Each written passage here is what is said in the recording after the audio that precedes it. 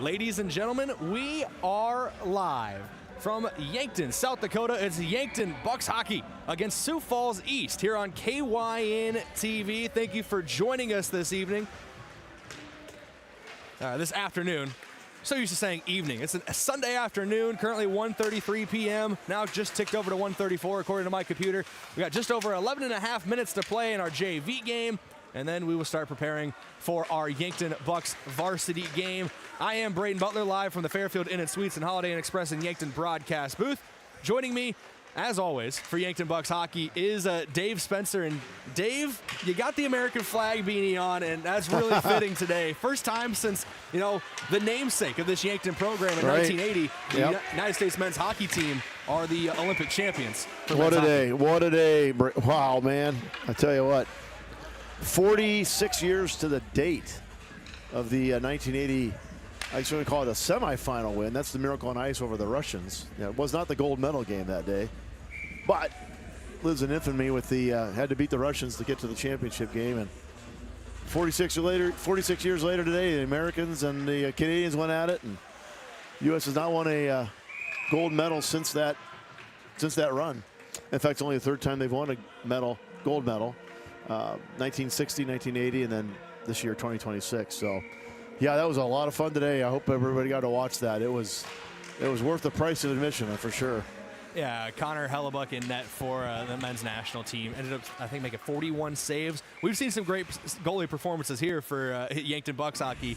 I know Luke Moller's had several of them this season already. So we'll see if he can kind of emulate Hellebuck tonight in net for this matchup with Sioux Falls East. This is your Hy-Vee pregame show, Hy-Vee, where there is a helpful smile in every aisle. It's a great day for hockey here on KYN TV. Yankton does trail in the JV game 3-1 with just under 11 minutes to play.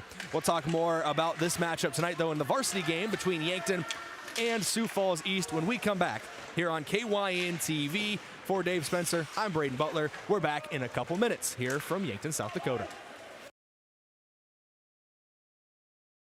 Looking for the perfect pair of glasses? At Vision Care Associates, we've got you covered. Step into our showroom and discover our vast selection from timeless classics to the latest trends. With several styles to choose from, you're sure to find the perfect match for your look. Experience personalized service and expert care. Whether you need help finding the right frame or adjusting your new glasses for the perfect fit. Vision Care Associates, where the health of your eyes comes first. Save time and shop online at Hy-Vee. Enjoy the same low prices and great deals online as in store. It's fast and easy. Just shop groceries from our app or online. Choose a pickup or delivery time that fits your schedule. And done. Plus, you can create and save grocery lists, browse weekly deals and coupons, and earn fuel savers. Whatever you need, wherever you are, just one click away.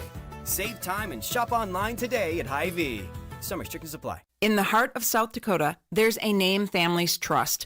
John Kopp of Kopp Building Innovations in Utica. Whether you're building your dream home, adding a new shop, or tackling that long overdue remodel, the Kopp crew delivers quality craftsmanship with a local touch.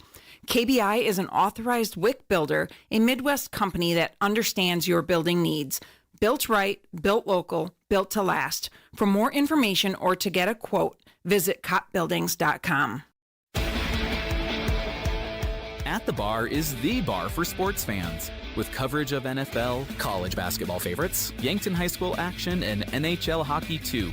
Open 7 days a week. Bring in your crew, grab a table, and take in all the action surrounded by fans who love the game as much as you do. The energy's better, the company's great, and the beverages are cold, just the way game day should be. You can watch the game anywhere, but real fans gather at the Bar in downtown Yankton. Midwest Insurance Agency in Yankton is a proud supporter of the Yankton Bucks and Gazelles. Hi, this is Whitney Devine. If you're looking for protection that fits your life, call me or Travis. We make coverage simple. Whether it's your home, car, or farm, we take time to understand your needs and find the right plan at the right price. You'll get personal service, trusted advice, and peace of mind knowing we're right here in Yankton. Call Midwest Insurance Agency in Yankton today to schedule your appointment. I love 1919 root beer. It's the best over a big scoop of vanilla ice cream. My favorite is just ice cold 1919 poured over crunchy ice. It's so refreshing. It's the creamiest root beer ever. 1919 root beer is the perfect treat. Brewed in small batches with only the finest ingredients. It's the creamiest, full-bodied, alcohol and caffeine-free draft root beer available. It's a taste tradition since, well, 1919. The Boathouse in Yankton is for everyone. Axe throwing, sports simulators, skee ball, shuffleboard, beanbags, pool, and darts. Plus awesome food and drinks with lots of cold craft beers and other beverages. Happy hour all day on Mondays, trivia on Tuesdays, free axe throwing tournament on Wednesday, and live music on Fridays. Some say it's the most fun you can have on land. The Boathouse is also your go-to place to watch all sports. Head to the Boathouse, downtown Yankton's fun gathering place for all ages. Being wiser means being smart with your money, especially when it comes to a big investment like a new heating and cooling system. It means getting a quote, comparing options, and understanding what you're really paying for. At Kaiser Heating and Cooling, we're happy to walk you through the details, equipment, efficiency, and long-term value, so you can see how our pricing compares. No guesswork, just clear information and honest answers. So be the wiser and go with Kaiser. Kaiser Heating and Cooling of Yankton and Mitchell. Welcome back here on KYNT and just KYN TV today. Force of habit. Forget we're just streaming for hockey, but I'm Brayden Butler and joined by Dave Spencer, or as you eloquently put it before we came back from break, Kenny Albert and Eddie Olczyk today for the national broadcast. That was a lot of fun watching those guys do that. Kenny Albert calls a great hockey game, and that was a real treat to watch. I hope a lot of people got to see that. And I believe, sorry to cut you off, no, go ahead. Dave, but I believe Eddie Olczyk, too, referenced legend of the hockey game, Doc Emmerich, as well, saying if you got it, you're in it, and then it being goaltending. And well, it's where we're actually going to start off today with goaltending, is we're going to look at some key players and some key stat leaders for both these teams. In the goalie department for Yankton, they've had one guy start all 18 games this year. That's Luke Moeller. A 1.42 GAA, a 931 save percentage, one of the top goalies in the entire class right now for amateur hockey at the boys varsity level. He's been exceptional all season long. Across the way, his opposite end in the other net, well, we have two choices here. Two guys that have played 9 games each in Austin Cargan and Lincoln Turner. We'll see which one of those guys gets the start tonight. We'll start with Cargan's stats, a 1.76 GAA, a 907 save percentage, 8-1 record in net. Lincoln Turner has 9 games as well, 7-2 record in net with a 1.47 GAA and a 901 save percentage. So no matter who they go with between the pipes, Dave, they have a very good netminder for them. Yeah, take your pick. Yeah, take your pick. What do you want? 3 good goalies. You can only play 2, but at a time. But yeah, it's some pretty impressive numbers. We've talked about Luke Moeller throughout the season. Senior, veteran seasoned player as well for the Yankton, since it was the Yankton Miracle, moved up the high school program, Yankton Bucks. He's played some South Dakota select hockey, has done well there, so he's obviously a leader in the state and obviously a leader on this team. But, and I think that probably speaks well to Sioux Falls on their side. Brayden, they got really good skaters, and we're going to see them. They're going to play really good defense. So you can see they haven't been giving up a lot of goals. Because they've play such good defense, and that helps your goalie out too. So their goals allowed under 2, which is a pretty impressive number. So I think we'll have, and obviously we got 2 evenly matched teams. At least they have not played yet this year. So East and Yankton have not played. They will play again in a week. The second time, we play everybody twice. They're going to play them the second time in a week, and this has some bearing on the state standings as we get ready for the state tournament, which is only a couple weeks away. So. A lot rides on today's game and next weekend for both squads, particularly Yankton. They've got 3 games next weekend, Friday, Saturday, Sunday, and we can talk about that throughout the broadcast. But it all starts tonight, and their goal right now sitting second in the state. Second, third, Sioux Falls East and Yankton are right there. And I think if you want to go to the state tournament, Rushmore is number 1. There's no question about that, undefeated. Try to stay out of their bracket. So for Yankton, Sioux Falls East, Sioux Falls West, and Brookings are all in the runnings for that 2, 3, 4, and 5 spot. So kind of see where it all goes. Throwing a lot at you here as a listener, but there's a lot riding on today's game. Yeah, we'll go over that top to bottom of the standings a little later on in our pregame show. Once again, courtesy of Hy-Vee.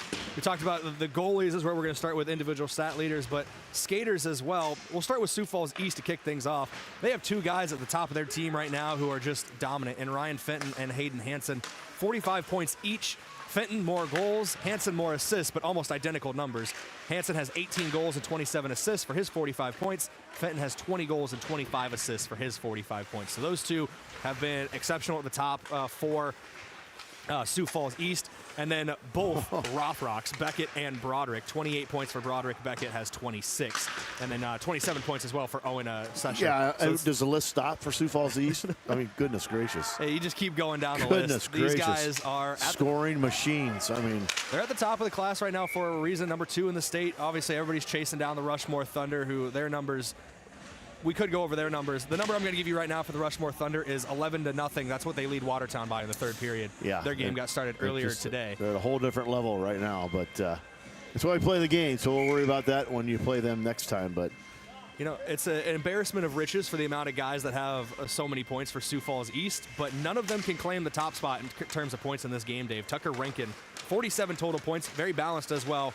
Has 24 goals to 23 assists. Jack Pedersen right behind him with 38 points on the night, 38 points on the season, 15 goals, 23 assists for him. And, you know, we keep bringing up the gold medal game because it was a huge moment for the men's national team.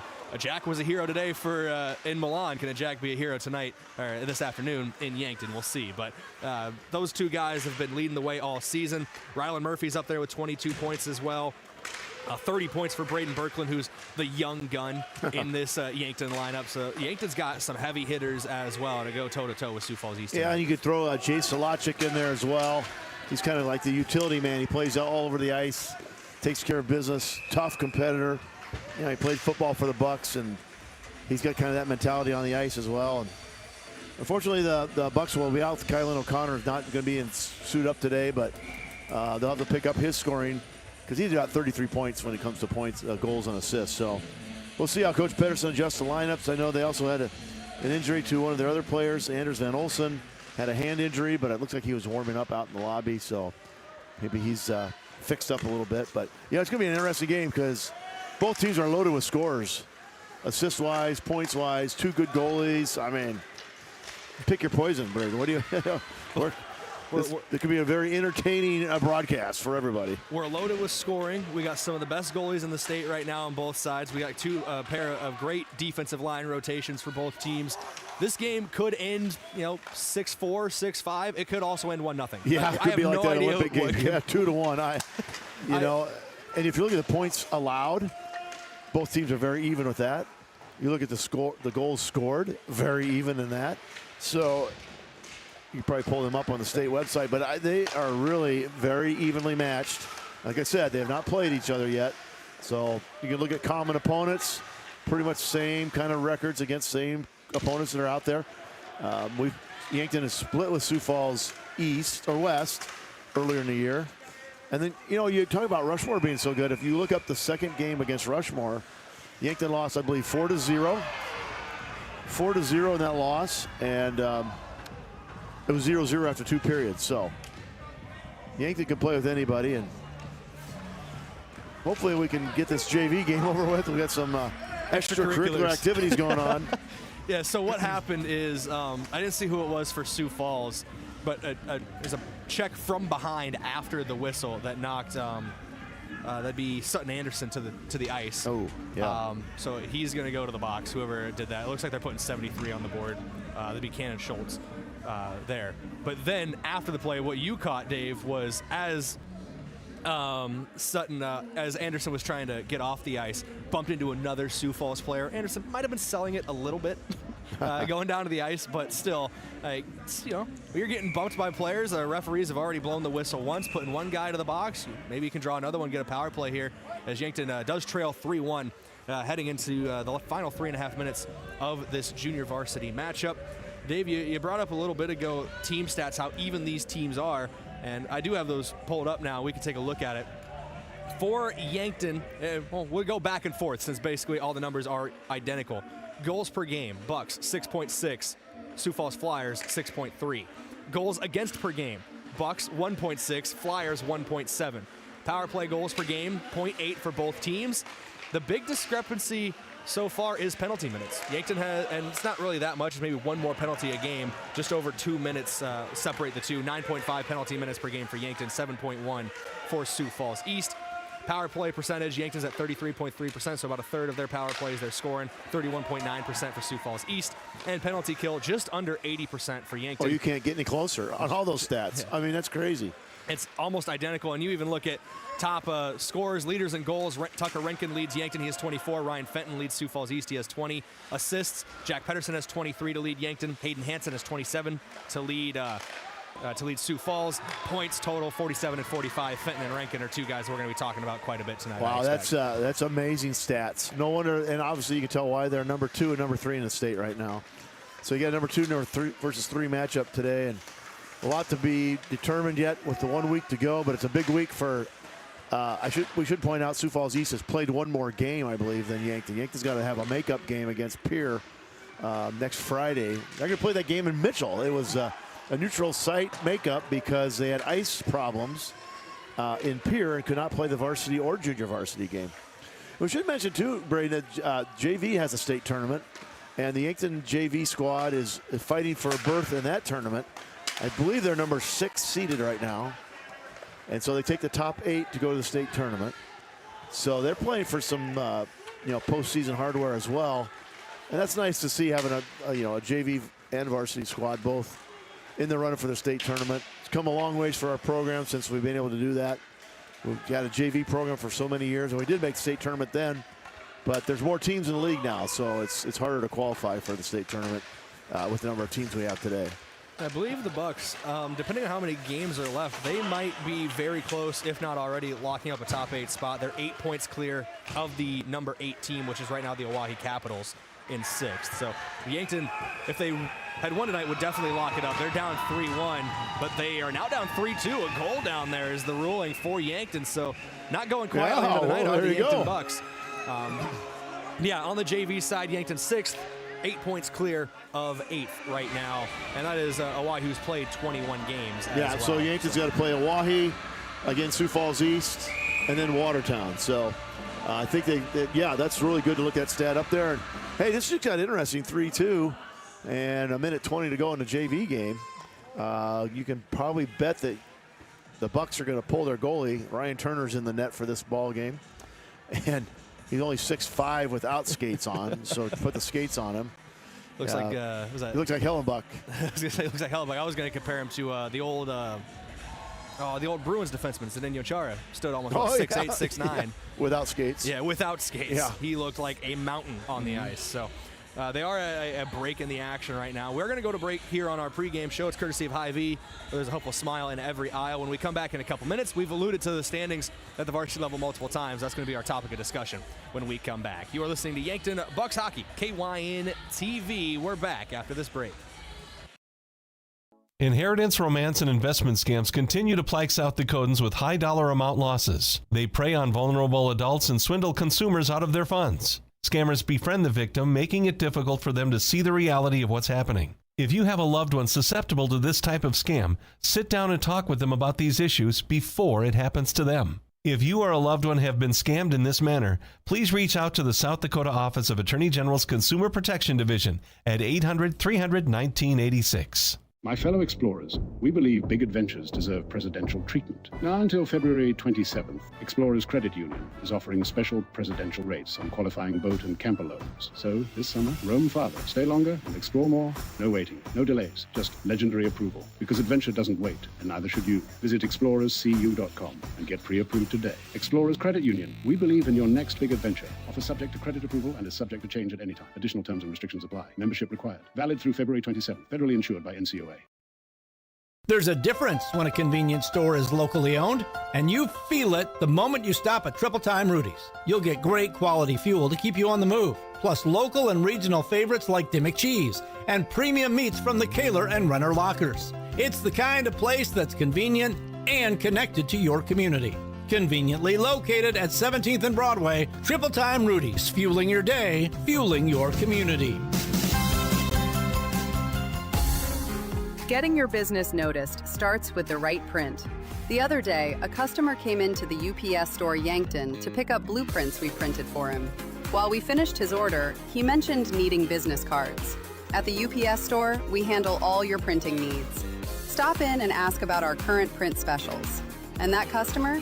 We had his new business cards ready the very next business day. Come explore our small business solutions at the UPS store in Yankton.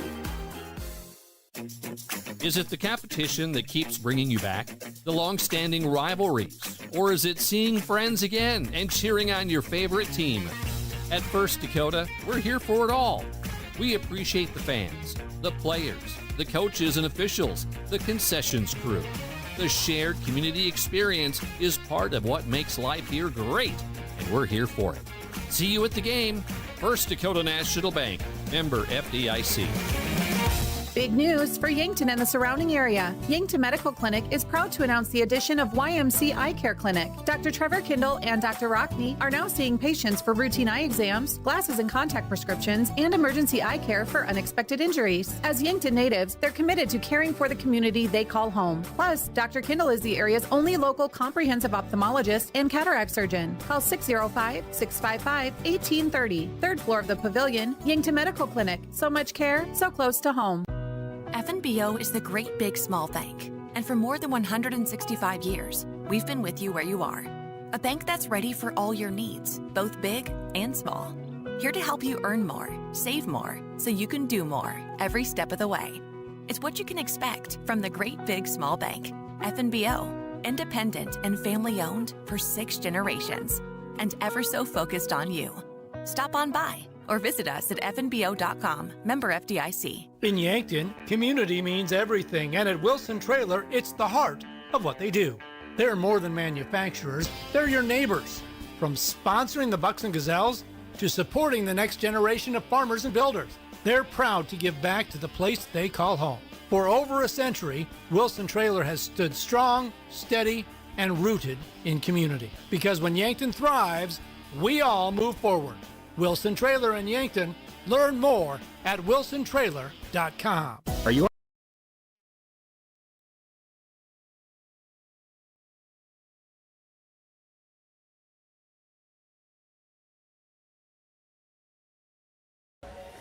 Welcome back here on KYN-TV for Yankton Bucks hockey. The Sioux Falls Flyers just defeated the Yankton Bucks 4-2. It was an empty net goal in the JV matchup that put them up 2 there late.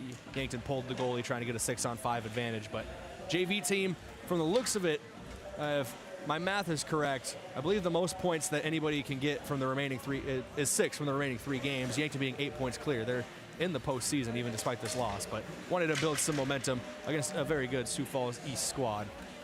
Looking at the varsity level, talking about the standings, and this is a battle of 2 versus 3 right now in the standings. Going top to bottom of the list right now, Rushmore, first in the class, 21 wins in their 21 games, outscoring teams 232-15, a plus 217 goal differential. Just cream of the crop right now for the Rushmore Thunder. Sioux Falls East is second in the class at 16-3 and 32 points. That's through 19 games. Through 18 games, the Bucks 3 points back, so they can get within a point tonight with a win. 14-3 and 1 are the Bucks. Brookings in 4th is 1 point back of Yankton, but with 3 more games played than Yankton. They're 13-6 and 2. Sioux Falls West is 5th, 3 points off of Yankton right now with 1 more game played. They're 13-6. Oahe is 6th. Through 20 games, they're 10-9 on 21 points. Watertown 7th on 17 points. Aberdeen 8th on 16 points. Mitchell, the first team on the outside looking in, with I think only 2 games remaining for them. So I think they're out of it as well. I think the top 8 is set here, Dave, with a 5-point advantage. Mitchell with only 2 games left. I think our top 8 is set. It's just about seeding. Obviously, the 2, 3, 4, 5 very close right now. Just 6 points separating second from 5th.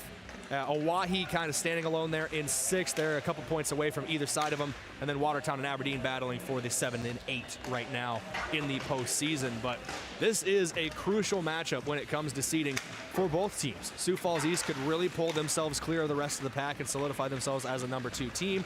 Yankton could reel in East a little bit with another matchup against the Flyers just coming next week. Yeah, plus 2 games, one against Watertown on Sunday and next Friday night against the Oahe Governors, Governors, the Capitals. Same colors, almost. Switching from high school to hockey sometimes it throws me off. That's why it's easy for Yankton to call them the Bucks. But yeah, that would be, I guess, the key in the state tournament is try to stay on the side of the bracket that Rushmore's in. So you don't want to finish 4th or 5th. If you finish 2nd or 3rd, you'll be opposite of them. So go a long ways today. If Yankton can pull off a win here, get real close to East, be 1 point behind with 3 to go, and you got to think on, you don't want to think on paper because Aberdeen came in here last Saturday and upset the Bucks, and that was pretty crucial for the points. Gave up 2 points there, could have had. They came back, the Bucks came back the next day on Sunday and dominated the Cougars, but had a nice win on Friday night up at Brookings, 5-1 over the Rangers, and really kind of let their guard down a little bit against Aberdeen and did not get the win on Saturday, did not get the sweep. They split. And that cost them 2 points there. If they could have got that sweep, would have been pretty big right now. But it's still a big game today, no matter how we look at this thing. And so I expect to be pretty intense. Defense will be the key to it because, like you said, the pregame so far, scoring has been everybody's pleasure here on these two teams. They can score the goals.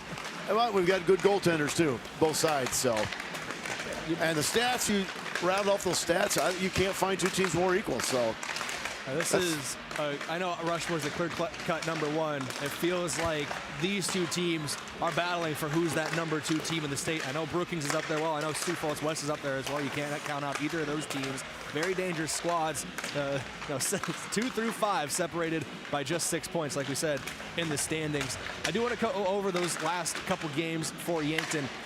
You mentioned it last weekend. Started on Friday with a 5-1 win over Brookings at Brookings, so a road victory for the Bucks, and then stumbled a bit. 3-2 loss to Aberdeen right here in Yankton last Saturday, and unfortunately for the Bucks, it wasn't like Aberdeen was peppering the goal either. They only had 12 shots on goal, and 3 of them found the back of the net, so a rare rough day at the office for Luke Moeller in net, but he bounced back very well, as the whole Yankton Bucks team did, bouncing back very well. The next day, come right back, 7-0 win. Moeller stops all 23 shots on target.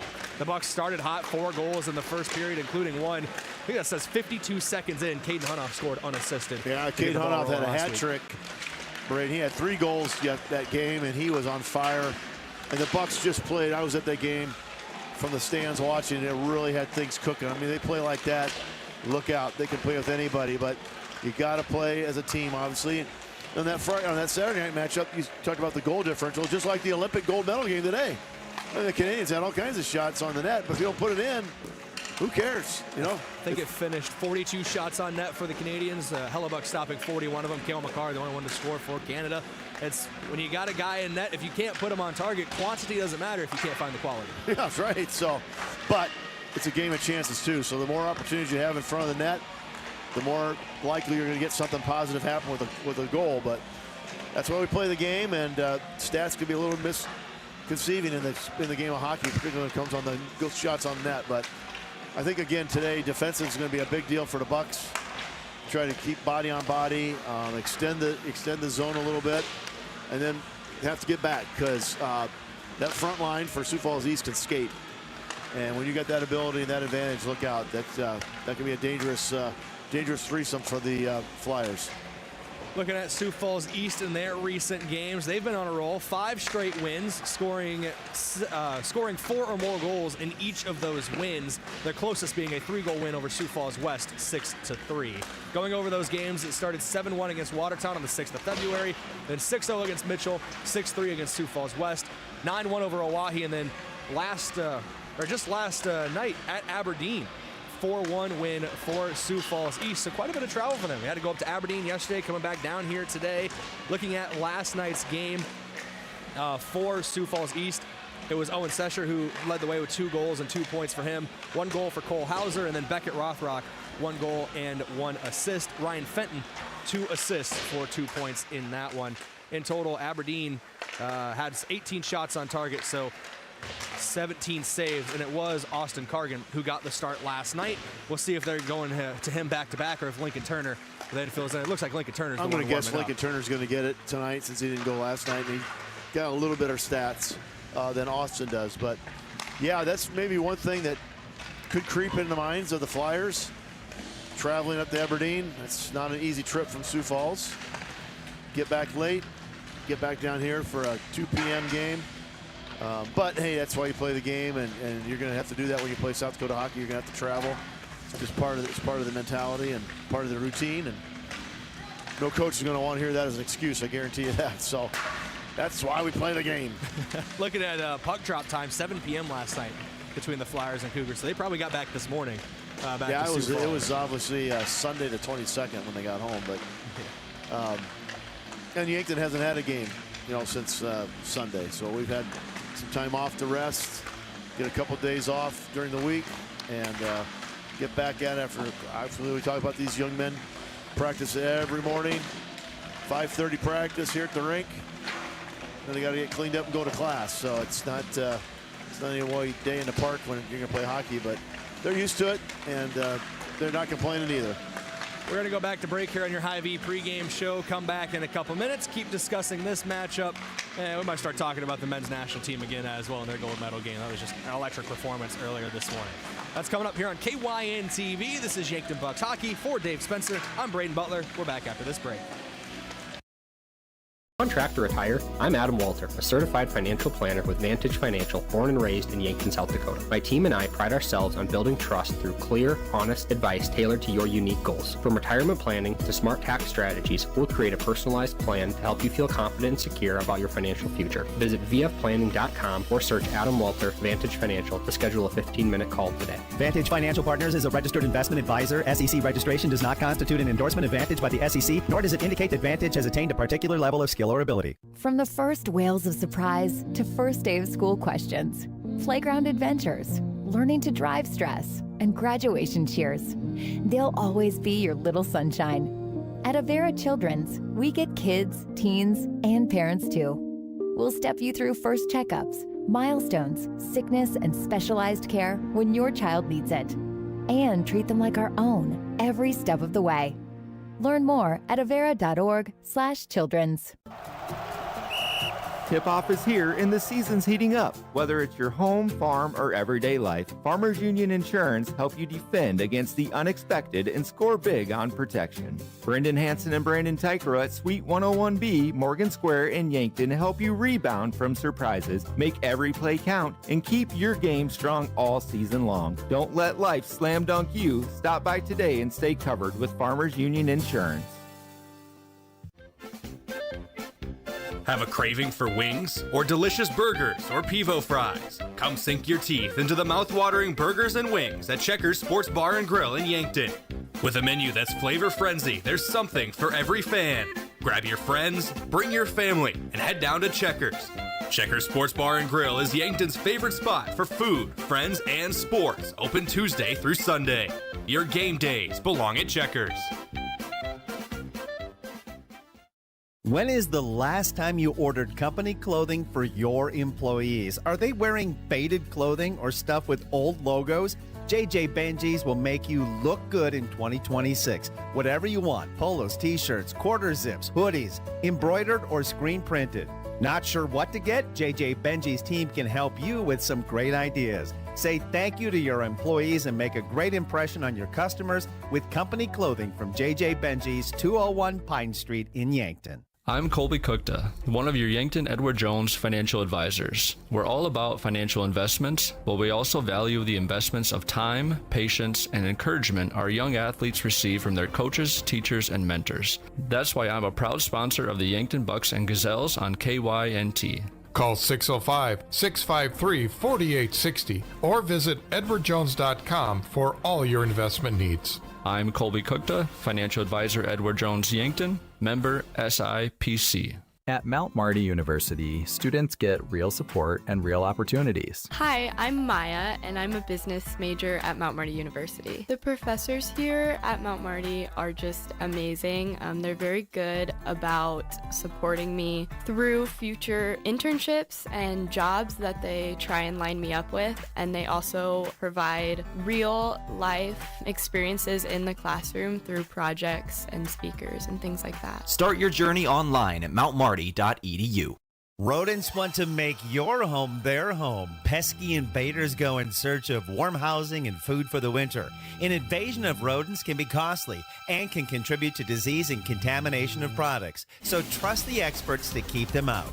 Olson Pest Technicians is family-owned with over 80 years of experience. Even the toughest infestations don't stand a chance. Olson Pest Technicians, putting pests to rest since 1966. Call 800-KIL-BUGS. If you've been suffering from chronic pain or a recent injury, Check us out, Lane, Reed, and Cole Sawatsky at SWAT Chiropractic and Rehab. We offer a wide variety of treatments and techniques, including dry needling, cupping, chiropractic adjustments, and sports rehabilitation. Our mission is to ensure an individualized and efficient treatment plan to get you back on your feet. From ankle sprains and sports injuries to neck pain and headaches, we've got your back. Give us a call or book an appointment on our website. SWAT Chiropractic, specialized wellness and therapy. Located on Summit Street across from the high school. Do you struggle with dry contacts? At Vision Care Associates, we have a great option. Infused contact lenses by Bosch & Lomb. Infused lenses are designed to ensure that your eyes stay hydrated and irritation-free, even after a full day of wear. Our doctors specialize in fitting these lenses for maximum comfort and optimal vision. Schedule your consultation and experience the all-day comfort and crisp, clear vision you deserve. Vision Care Associates, where the health of your eyes comes first. Welcome back here on KYN TV. This is your Hy-Vee pregame show. Hy-Vee, where there's a helpful smile in every aisle. We've talked about multiple things already tonight, but I haven't been hitting our sponsors for them. Sorry, my apologies to them. We've talked about the standings at length in a tightly contested class right now for varsity boys hockey. Bucks in third, Sioux Falls East in second, 3 points separate them. Win tonight would put the Bucks 1 point off of Sioux Falls East. That standings review was brought to you by Rhonda Westland State Farm Insurance. Contact your local State Farm Insurance agent, Rhonda Westland, to ensure you have the best coverage at the best price for your home, auto, or life insurance. Also talked about some key team stats and individual stats. So your stats in focus today from Vision Care Associates, where the health of your eyes comes first. They're located at 2701 Fox Run Parkway in Yankton. You can also call them over the phone at 665-2020. Now we're going to start talking about keys. Your keys to the game, courtesy of Vision Real Estate, where their focus is always on you. Vision Real Estate, visit igotvision.com. A couple things that I'm hoping to see from the Bucks tonight, Dave. One is pushing the tempo when you have the advantage and getting into the I want to say front court, but into the attacking zone. Offensive zone. With bodies and with some menace. Number two, make sure to keep the sight lines as clear as possible for Luke Moeller and net. He is going to be a key factor tonight, and I'll just say right now he's going to be our key player. We're going to talk about in a couple moments. And third of all, as always, you got to stay out of the penalty box. You can't give up shorthanded opportunities to your opponents. Yeah, for sure, out of the penalty box, Brayden, and then keep your cool when things. I'm going to just guess that it's going to be a tough game. It's going to be, I've never figured out hockey why, I also officiate football, and guys will mouth off of football and they usually just walk back to their huddle. But in hockey, there seems to be, if I mouth off to you, that somehow you need to retaliate, or else I'm going to further try to push this thing. And next, we got mayhem on the ice a little bit. And I think you just got to keep your cool. A little bit of psychology is, hey, you can talk all you want at me out there. I'm playing my game, and it's not going to affect anything we do out here. But stay out of the box, stay level-headed, don't get hot-headed in this game, because it's going to be. I think there's going to be some emotions flying. Be my guess. Why wouldn't it be? It's a big game. Right, hockey's a tough sport, so there's bodies flying around. But I think you make some good points there. Yankton's going to have to keep the offensive pressure on, but at the same time, they're going to have to be really aware about getting back.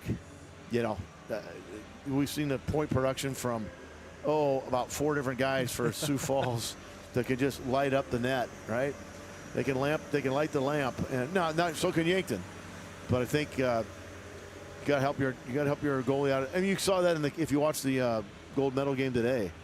Look at Canada's defense that game. They're pretty tough. I mean, they got some of the best defensemen in the world on that team.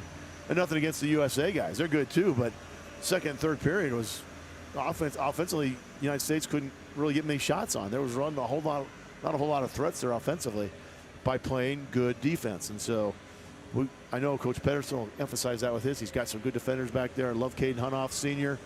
Has been lighting it up offensively a little bit too. but he's played enough that he knows where to be out there on the ice and when it's time to get back and when you can push it. Now, if you watch that gold medal game too, you heard Eddie Olszak say that he wanted the defenders for Canada were so good about getting back that they would play deep in the zone offensively, and we're still able to get back. I mean, so that'll be, we'll see where both teams, where their defense is at. Are they going to hang on the blue line, or are they going to on their offensive zone? Or are they going to try to push it and support their other 3 forwards down front and put the pressure on the goalie? And looking at how the usual first defensive pair that we've seen from Yankton is Hunoff and Schramm out there. They've rotated around at times, but Hunoff, usually you see him 9 goals, 10 assists, 19 points. He usually is that guy that might push up more from the blue line to be part of the offense, while Schramm maybe stays back a little more with his 1 goal and 1 assist on the year. We'll see how they game plan that tonight. I know Yankton we've talked at length about it. I know Coach Pedersen's been very happy about it, how this year it feels like they just have so much depth in all their lines. We'll see how they rotate that through tonight. But going on to your key player of the game, it's from Missouri River Associates. At Missouri River Associates, their office is local. They know your name, and your home, auto, and family are important to them. We talk all about scoring and points production, and look at Tucker Rankin with 47 points, and look at, for Sioux Falls East, Hayden Hansen and Ryan Fenton both have 45 points each, and all these great offensive pieces. I'm going to focus on the goaltender tonight with Luke Moeller in net. He has been obviously great all year long. I mentioned it. Had a bit of a rough night against Aberdeen last weekend, but bounced back very well the next night with a shutout through 18 games, 1.42 goals allowed on average, a .931 save percentage. He's played every game in net for Yankton this season, and he has been one of, if not their most important player at times throughout the year. Well, yeah, and you look at Lucas started every game. This is our 19th game. Yeah. And I'm guessing Lincoln Turner is going to be the starting goalie for Sioux Falls East. Good or bad, he's played half as many games. I don't know what that means. I mean, you're going to see a lot less shots because you only played half as many games. So does game day experience make up for that? It could. I also could argue that maybe Lincoln Turner's pretty fresh. He didn't play last night. They went with Austin Kerrigan. How's that going to play out? So, yeah, hey, as your goalie goes, your team kind of goes. And that game against Aberdeen was kind of a weird one. Brayden, only 12 shots on the net, and they got 3 goals, and one was on a 5-on-3 power play, I believe. So, that game just did not start the way Yankton wanted to. It rallied back, got it within 1 goal, but could not get the tie or the win, but came out the next day on fire. And so they have not played since then. So Yankton should be fresh as well. We'll see how Sioux Falls is with that trip to Aberdeen last night. A couple more things to take care of here on your Hy-Vee pregame show. Fans of the game from Triple Time Rudy's, whether you're traveling to a home or an away game, be sure to fill up at Triple Time Rudy's. They're located at 1606 Broadway Avenue in Yankton. Triple Time Rudy's is where we fill up the company cars every time we go on road trips, which for Yankton High School Athletics, going to be a couple of road trips this coming week. We're at Brookings on Tuesday, at Spearfish Friday, and then at Douglas on Saturday. Bossman did get us a hotel out west. We will be staying overnight Friday night into Saturday. Stay in the car, drive home. I don't think you're going to drive home on that trip. so that'll be good there. So appreciate that. But yeah, but wherever you're going, home or away, be sure to fill up at Triple Time Rudy's. Good crowd on hand already for our fans of the game. Sioux Falls. I've seen a lot of Sioux Falls fans who've made the trip down. It's probably one of their shorter trips of the year. Sure. I think Mitchell's their closest. Probably Brookings is the closest for Sioux Brookings, Falls. But between Mitchell and Yankton to be real close. Yep. Yeah. So, one of the shorter trips of the year for Sioux Falls fans, and obviously Yankton's fans have come out in droves, it feels like, every time we're up here, Dave. So Yankton Bucks hockey is definitely, it's a hot ticket in town here in Yankton. Well, they're having a lot of success, and it's fun to watch them, and they've had success in the last few years. Had a good season last year, finished 5th regular season, finished 5th state tournament, won 2 games up in Watertown at that state tournament, with a lot of that team coming back. Basically all but 1 starter coming back. And I think they've met expectations. I'm going to guess the coaching staff would say if it really met the expectations, we'd be undefeated. But I think for the most people that are fans of this program and fans of the kids, the players, I'd say it's been a successful season. But it's not over yet. And there's a big game today, really big game today, and a big weekend next weekend to see how things shake out for that state tournament, which is held in Sioux Falls this year, Brayden. So I'm game for going, so you want to go, let me know. We'll make something work. That's not very far away, and could be a lot of fun to see Yankton hopefully make some noise at that level. If I remember right, last year, I know Capital City Rock, it's our sister station over in Pierre under Riverfront Broadcasting. They got the video rights for that. They have for a couple years now. I enjoyed watching that. That's right. I enjoyed that. John Winkler does a great job over there for them. So I don't know if we'd be able to have video coverage, but we might be able to get audio coverage if they let us go up there. Well, we'll see. I'll just go with a fan. You and I can have some popcorn and sit in the stands and cheer. We could also just go up and enjoy some hockey. That as well would be awesome up in Sioux Falls. But obviously, this is your Hy-Vee pregame show. Hy-Vee, there's a helpful smile in every aisle. About 6 more minutes, and then they'll send the teams back out on the ice, and we'll get puck drop and ready to go here from the Yankton Ice Arena. So we're going to go back to break here on the Hy-Vee pregame show. Come back in a few minutes, and we'll have puck drop around the corner here on KYNT and KYNT, or just on KYNTV, excuse me.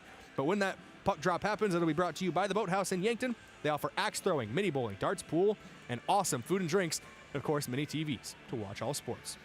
Also, a shout out to our official KYNTV watch party location of Ben's Brewing with 16 TVs and all the refreshments you need. If it's on KYNTV, it's on at Ben's. We're back in a couple minutes with puck drop here from Yankton.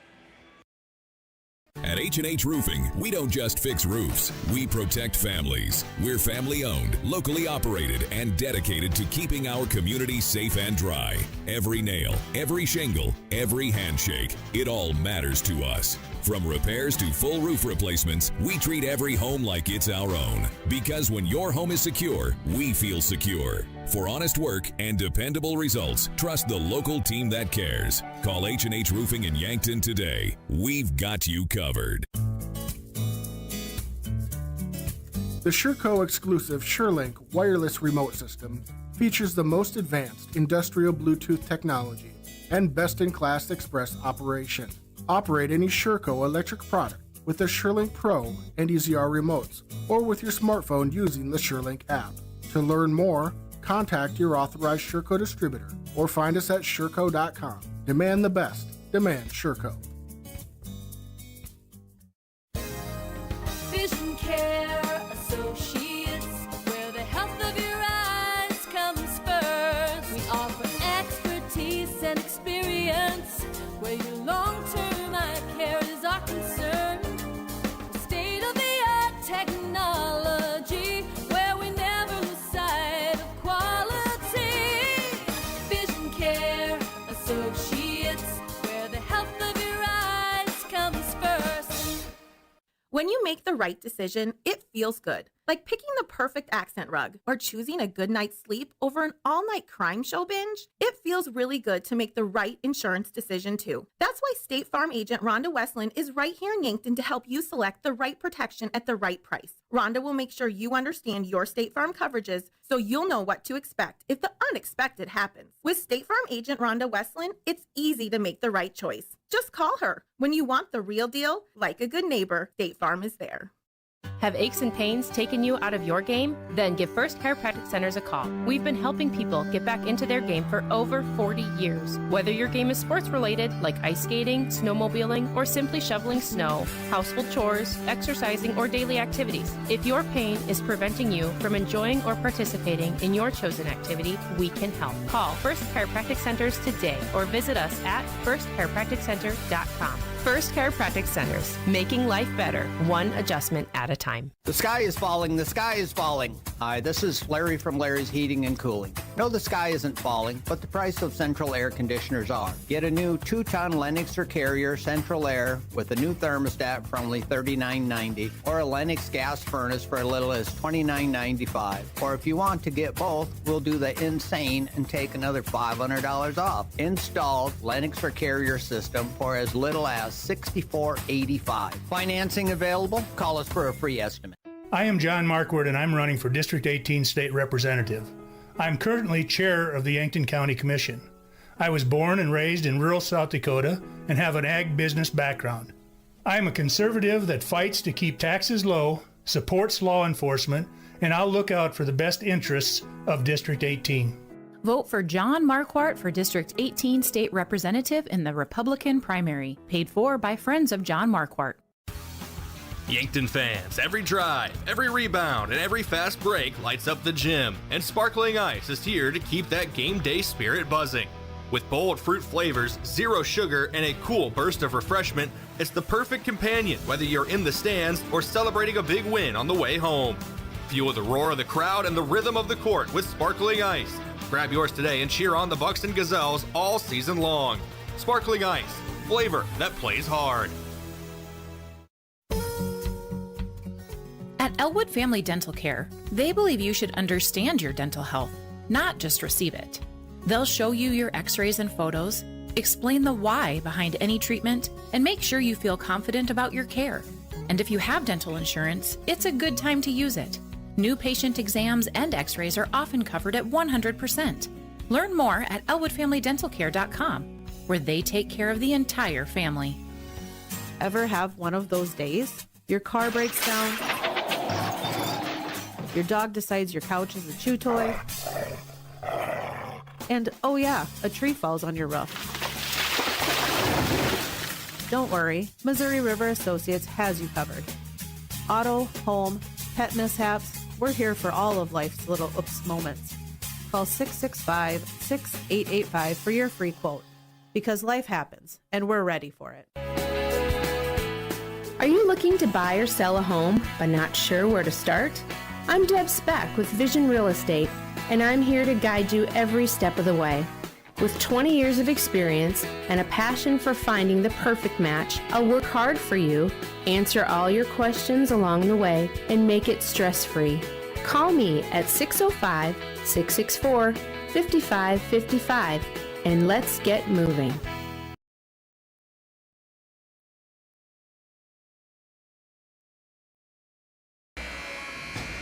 Well, there's the buzzer. We're getting ready to go for puck drop here on KYN TV. It's the Yankton Bucks and the Sioux Falls East Flyers. It's time for your starting lineups, courtesy of First Chiropractic Centers, making life better one adjustment at a time. Looking over for the Bucks, looks like Luke Moeller in net, Brayden Birkland, and 14, not 11. That's Tucker Rankin out there, Jack Pedersen, Cade Schramm, and Caden Hunoff. That's your starting lineup for the Yankton Bucks. For Sioux Falls East, it will be number 3, Hayden Hansen, number 4, Ryan Hinton. We're going to keep an eye on both those guys tonight. Combined 90 points between the two of them. Also starting number 5, Beckett Rothrock, number 82, Owen Sesher, and number 95, Broderick Rothrock. Both Rothrocks in the starting lineup for the Sioux Falls Flyers. Your goalie today will be Lincoln Turner for Sioux Falls East. Should be a good one today, Dave. Yeah, I'm looking. I think they're ready to get after it, both squads today. It's going to be a fun one. They're now officially announcing the starters for Yankton. Yeah, I think Yankton we'll see. They're going to adjust their lineup a little bit with a player out today. But again, as we said, Yankton's got a deep bench. Make some things happen. You know, some guys might play some extended minutes on the shift today, too, Brayden, just to see how this shakes out. They kind of talked that in the Olympic game today as well. So, you know, maybe don't go as deep on your bench potentially, but we'll see how that plays out throughout the whole match. And we'll play 51 minutes of hockey.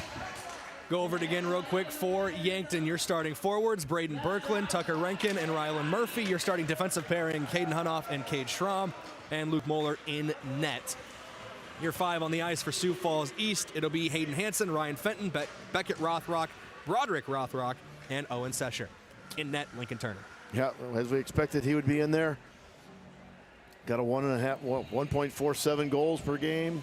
Luke Moeller, 1.42. Statistically, no difference, if you ask me, in my advanced math class that I don't take. But the differential there is minimal. So it's going to be how the defensemen play on both sides, and we should see a high level of skating, high level of stick and puck handling, and obviously a high level of goaltending. The only real difference between the two netminders tonight for Yankton and Sioux Falls East, a .931 save percentage for Luke Moeller in net, a .901 for Lincoln Turner. Still fairly close, but Moeller does have the advantage there. We are underway, and it is in the defensive zone for Yankton. Schramm goes to Hunoff, tried to go back to Schramm, but knocked away. Dangerous area. Luke Moeller called into action early with a good save. Well, just got a little dangerous there.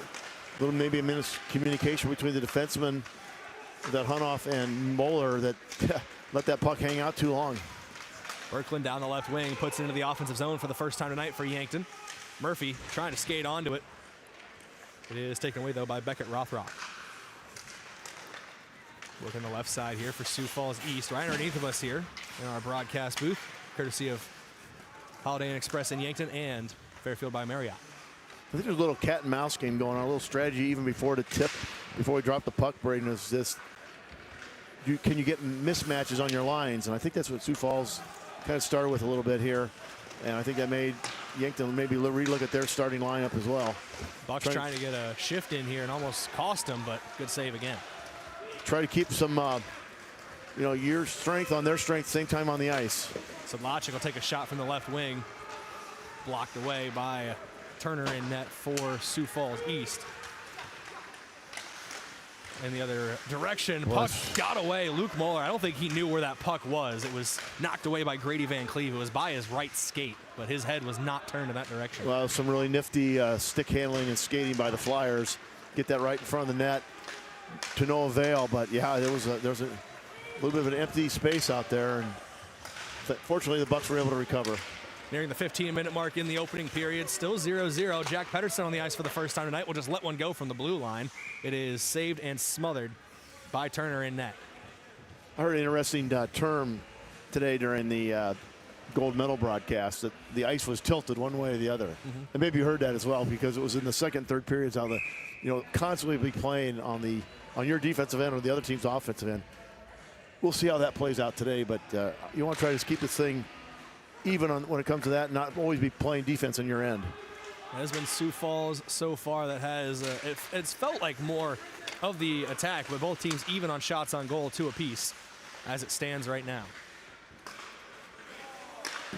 Aaron pass for Yankton gets played right in front of net, but a pad save for Moeller. Another shot taken, that one wide right. Didn't even have a chance to make a save there for Luke Moeller. Puck played up. And a chance for everybody to change up their lines a little bit. Well, certainly Yankton change up their lines.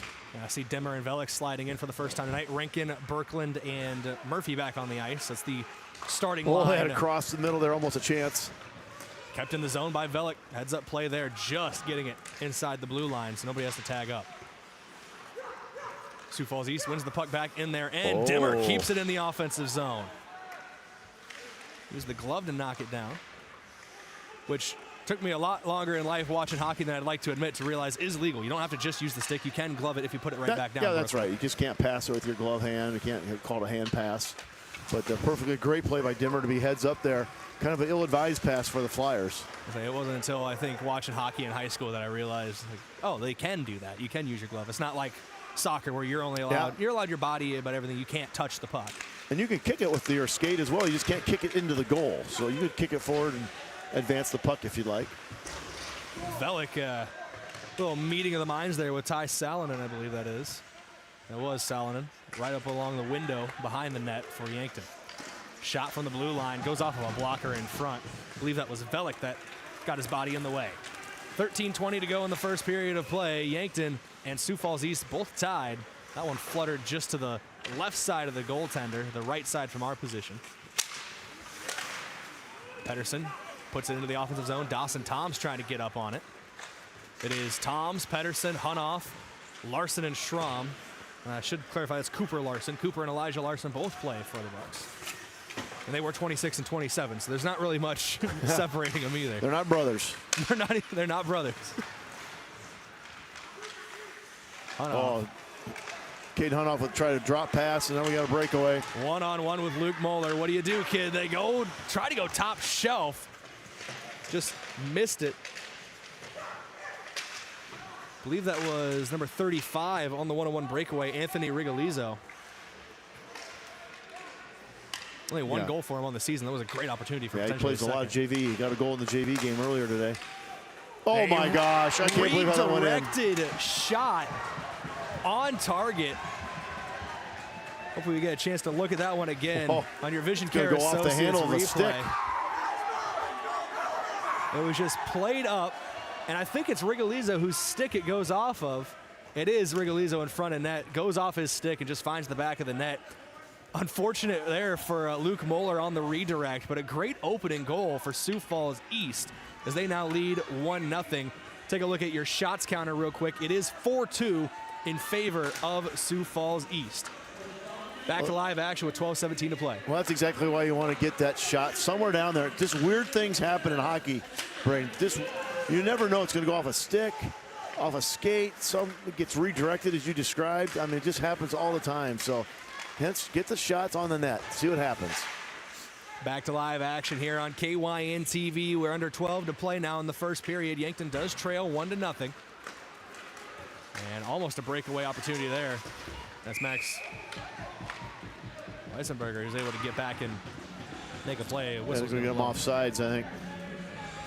But I really like Yankton's intensity. They're going to have to be careful about getting back. They've had a breakaway already, you know, and that one for not for Sioux Falls East, but got to be careful there. We said in the pregame, Sioux Falls East has got skaters. They can get down the ice. Clock was still running on KYN TV, so you're going to see it be frozen until it catches back up here in the arena. 11:38 to go in the first period of play. It's still Sioux Falls East working in the offensive zone. Now 11:27 to go. Clock starts back up for you watching live on KYN TV. Puck played in front of net. Goes awry. Heavy contact along the boards there. Sioux Falls East still with it. Actually, Weisenberger is fighting for his life for that puck and gets it for Yankton. Gotta love the effort. Yeah, good job by Max. Plays a lot of JV hockey. Playing today on the defensive side. They mentioned earlier, obviously, no Kylan O'Connor tonight, and also looks like I haven't seen, unless I just missed him, I haven't seen Anders Van Olsen out on the ice. No, I have not yet either. I know he was dealing with an injury as well. Yankton tried to keep it in the offensive zone, but gets taken away. Dimmer with the puck, lays it up to Toms, gets past him, went off the end of his stick though, so I don't think we're getting an icing or anything here. As Sioux Falls East gets the puck back and launches it down ice. You cannot sleep back there. They're cherry picking. Centering pass, but nobody's there to pick it up for the Flyers. 10.5 to play in the first period. East leads 1-0 over Yankton.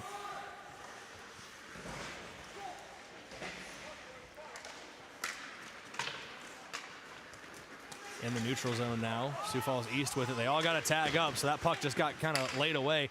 Seen a lot of slipping tonight from the Yankton Bucks. I don't know what the issue might be out there on the ice, but it feels like they're having some trouble getting their footing here in the opening period.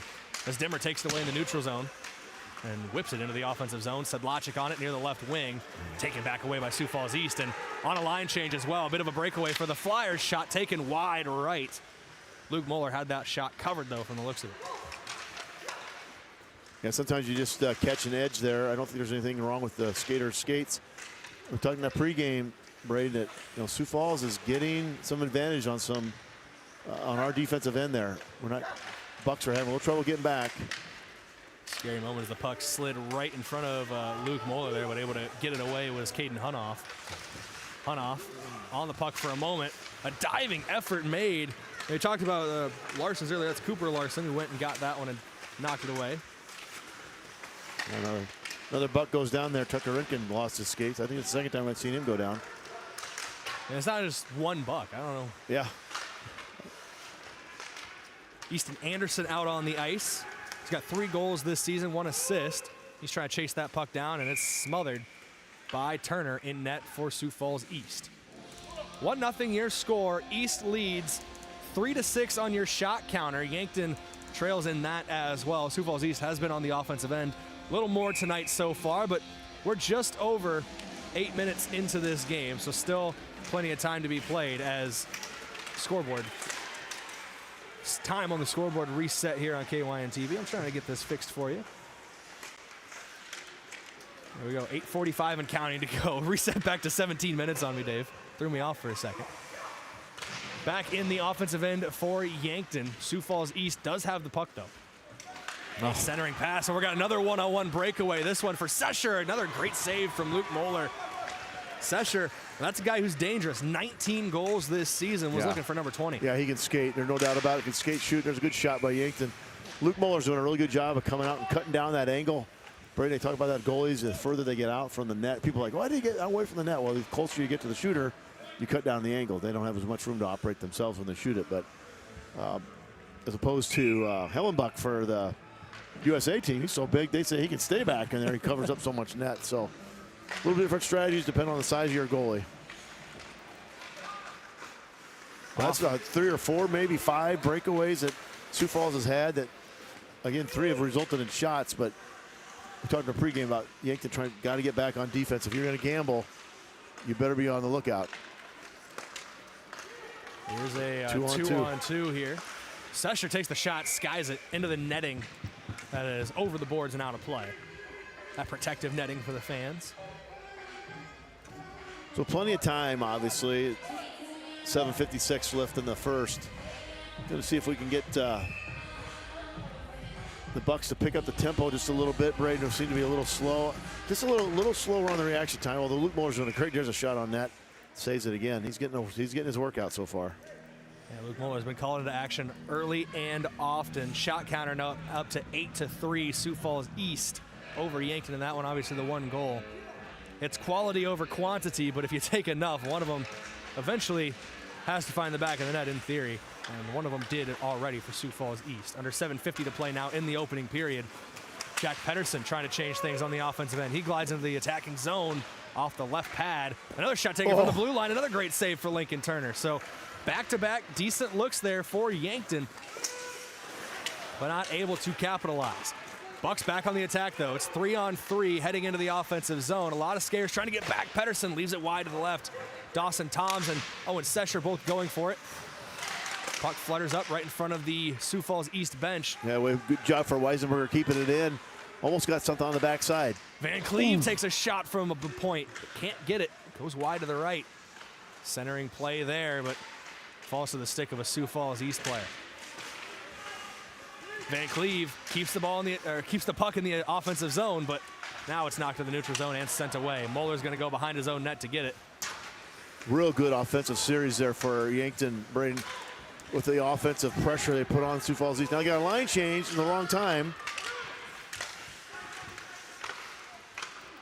Oh, fortunate to recover from that.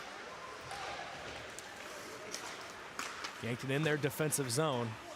As you said, Dave, very fortunate to recover from a misplaced line change. I think that's feels like the second or third time tonight we've seen Sioux Falls East kind of catch Yankton on a line change, as that is stopped, and it wasn't smothered. The net got knocked off of where it's supposed to be. Well, you like to do those line changes, preferably when you've got the puck in your offensive end. You're not worried about giving up a goal when the puck's down at the other end. Yeah, you're going to give up offensive possession, but you're happy to take an offensive possession off and not give up a defensive score. So got caught there a little bit on the backside on that defensive end. 1-0 your score here on KYNT and on KYN TV. Under 6:20 to play in the first period. Yankton does trail, and Muller will smother that one. We'll get another face-off in Yankton's defensive zone. Kate Schramm and had a little discussion with Cole Hauser. Kate's got about 8 inches on him, I think. But that doesn't matter in hockey. It's the size of the fight in the dog, Dave. We were talking earlier, and you mentioned how, maybe the aggression, like the need for retaliation in hockey. It's not a detriment to the game when I say this either, as the puck flutters into the offensive zone for Yankton. It's going to be picked up by Sioux Falls East. But I wonder if it has a lot to do with the fact that fighting is allowed at the professional level. And there's no doubt about it. A lot of these kids see that growing up. No question. There's that retaliation mentality in hockey. Good aggressive skating there by Isaac Dimmer from his defensive spot there. They're going to count that as a shot from the neutral zone. If Muller doesn't glove that, it's in the back of the net. But one of the easier shots he'll have to face tonight. And it went off the official there, the puck did. And it kind of cost Yankton what could have been an opportunity to move it into the offensive zone. Now it's Sioux Falls East in the offensive zone. Uses the stick to knock it away, does Muller. Behind the net.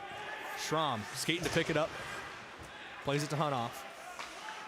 Hunoff went off the back of Tucker Rankin and almost into the net. Thank goodness Luke was awake. I don't think it was going to go in, but just a little tip of somebody, it would have been in the net. I don't know if he's a coffee drinker, but he definitely, whatever he uses to get up in the morning, it worked for that. Cooper Larson back on the ice for Yankton, as is Easton Anderson, Jack Pedersen, and then it's Hunoff and Schramm, your defensive pairing.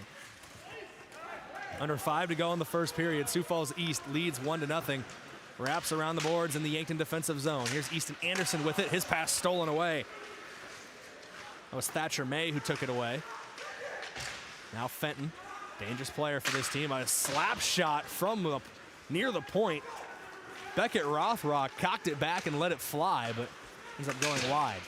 Pedersen wins the puck in the neutral zone. He is knocked off his skates by Broderick Rothrock. Shot taken by Beckett. No good. It was saved by Moeller. The Rothrocks have been involved in about 4 straight plays for Sioux Falls East. They just really got good spacing, good placement. Shot taken. Pad saved by Moeller again. Went off the left leg pad. Shots on goal discrepancy. It's 12-5 in favor of Sioux Falls East. But here in the offensive zone comes Yankton. I think Hunoff thought that puck got cleared away, but it ended up staying. He did. It stayed right in front of him. Didn't see it, though, so he looked for it to be cleared. We talked earlier about the ice being tilted. Right now I feel it's being tilted towards the Yankton end. Just getting a lot of, Sioux Falls East getting a lot of good shots on the Bucks.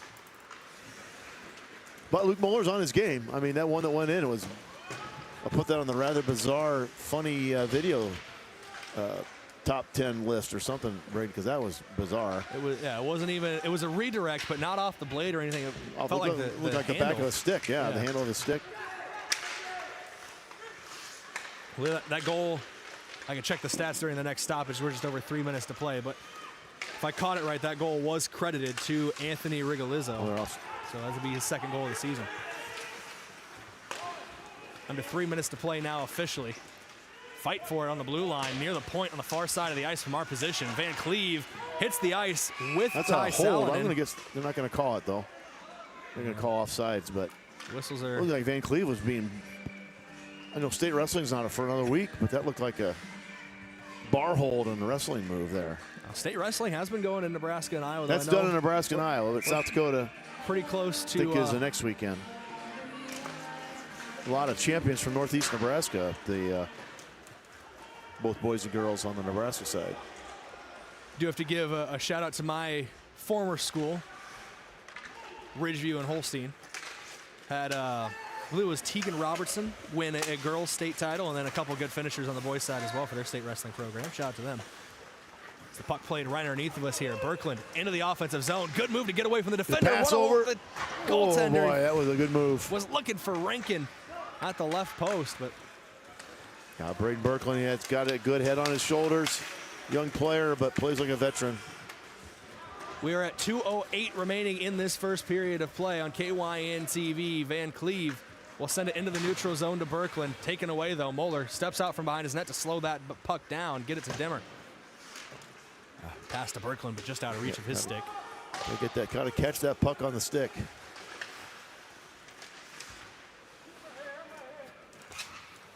In the neutral zone, Sioux Falls East now into the offensive end. Velick pokes it away, doesn't allow a clean pass. It gets swung in behind the net. Back into the neutral zone, so Sioux Falls East has to tag up here. Rylan Murphy, though, trying to go on the attack. Can't get it back away from Broderick Rothrock, though. Into the neutral zone comes Sioux Falls East again. 13-1, your shots on goal discrepancy. 1-0 your score line. Yankton trails Sioux Falls East in both categories. Bucks will change up the line a little bit. It'll be Anderson, Larson, and Pedersen sliding onto the ice for the forward trio as the puck gets taken away in the neutral zone. Larson trying to win it back. Pedersen near it as well. Still in the neutral zone here. Velick gets it, plays up to Pedersen. He puts it into the offensive zone, but immediately picked up by Sioux Falls East as we're under 60 seconds to go in the first. 1 minute to go, under a minute here. Let's see if Yankton can get a rush on here. Pedersen played it to Anderson in the neutral zone. Now back into their own defensive end. Played right below us into the attacking third. Now Yankton did line change here. That's why you don't see anybody on the offensive end. That's okay. Icing going to come bring it back. That's going to stop the clock with 31 seconds to go here in the first period of play. Talk about your shots on goal. 13 so far for Sioux Falls East compared to just 5 for Yankton. See if Yankton can win this face-off. Get it back to Cade Strom or Caden Hunoff, who just has got a rocket for a wrist shot. Not controlled by Sioux Falls. It will be East A floating pass into the neutral zone right underneath of us. I want to give a shout out to our cameraman tonight, Cash McDonald. It's really difficult when that puck comes right below us to try to keep it up, keep it in frame on KYN TV. So appreciate him doing some great work tonight. Tucker Rankin gets it back in the defensive zone. Under 10 seconds to play in this first period, and Yankton trails 1-0. It looks like there's going to be no attack. Well, here might be a late opportunity for Sioux Falls East after the buzzer save made anyway by Luke Moeller. After our opening 17 minutes of play, it's 1-0. Sioux Falls East leads here on KYNT and KYN TV. We'll be back with your second period in a couple, or with your intermission break, courtesy of Avera, in a couple minutes. 1-0 your score here on KYNT, KYN TV. We're back after this.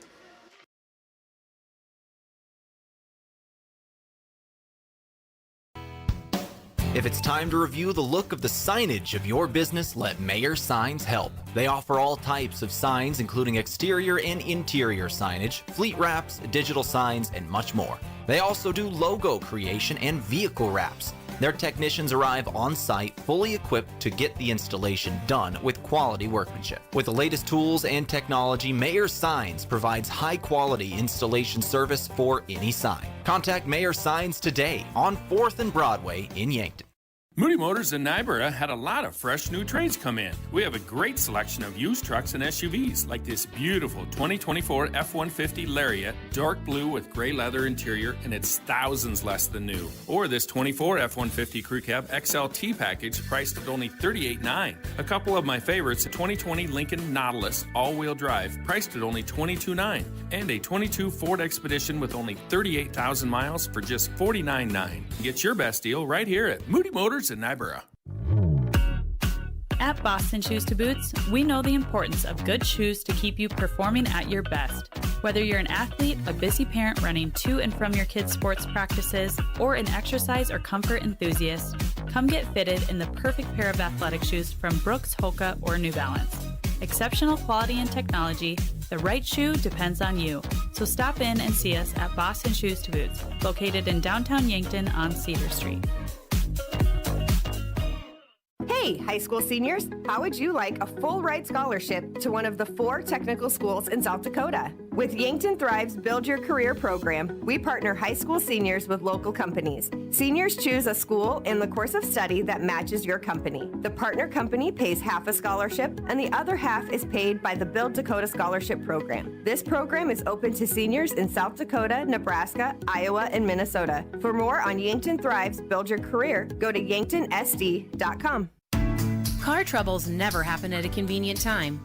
Whether you find yourself with a flat tire, dead battery, breakdown, or in an accident, call Gary's Towing. They've been helping drivers in the Yankton area for over 50 years with light, medium, and heavy towing. Family-owned and operated Gary's Towing is the name you can count on, day or night. Call Gary, Mike, or Mason at 605-665-4351.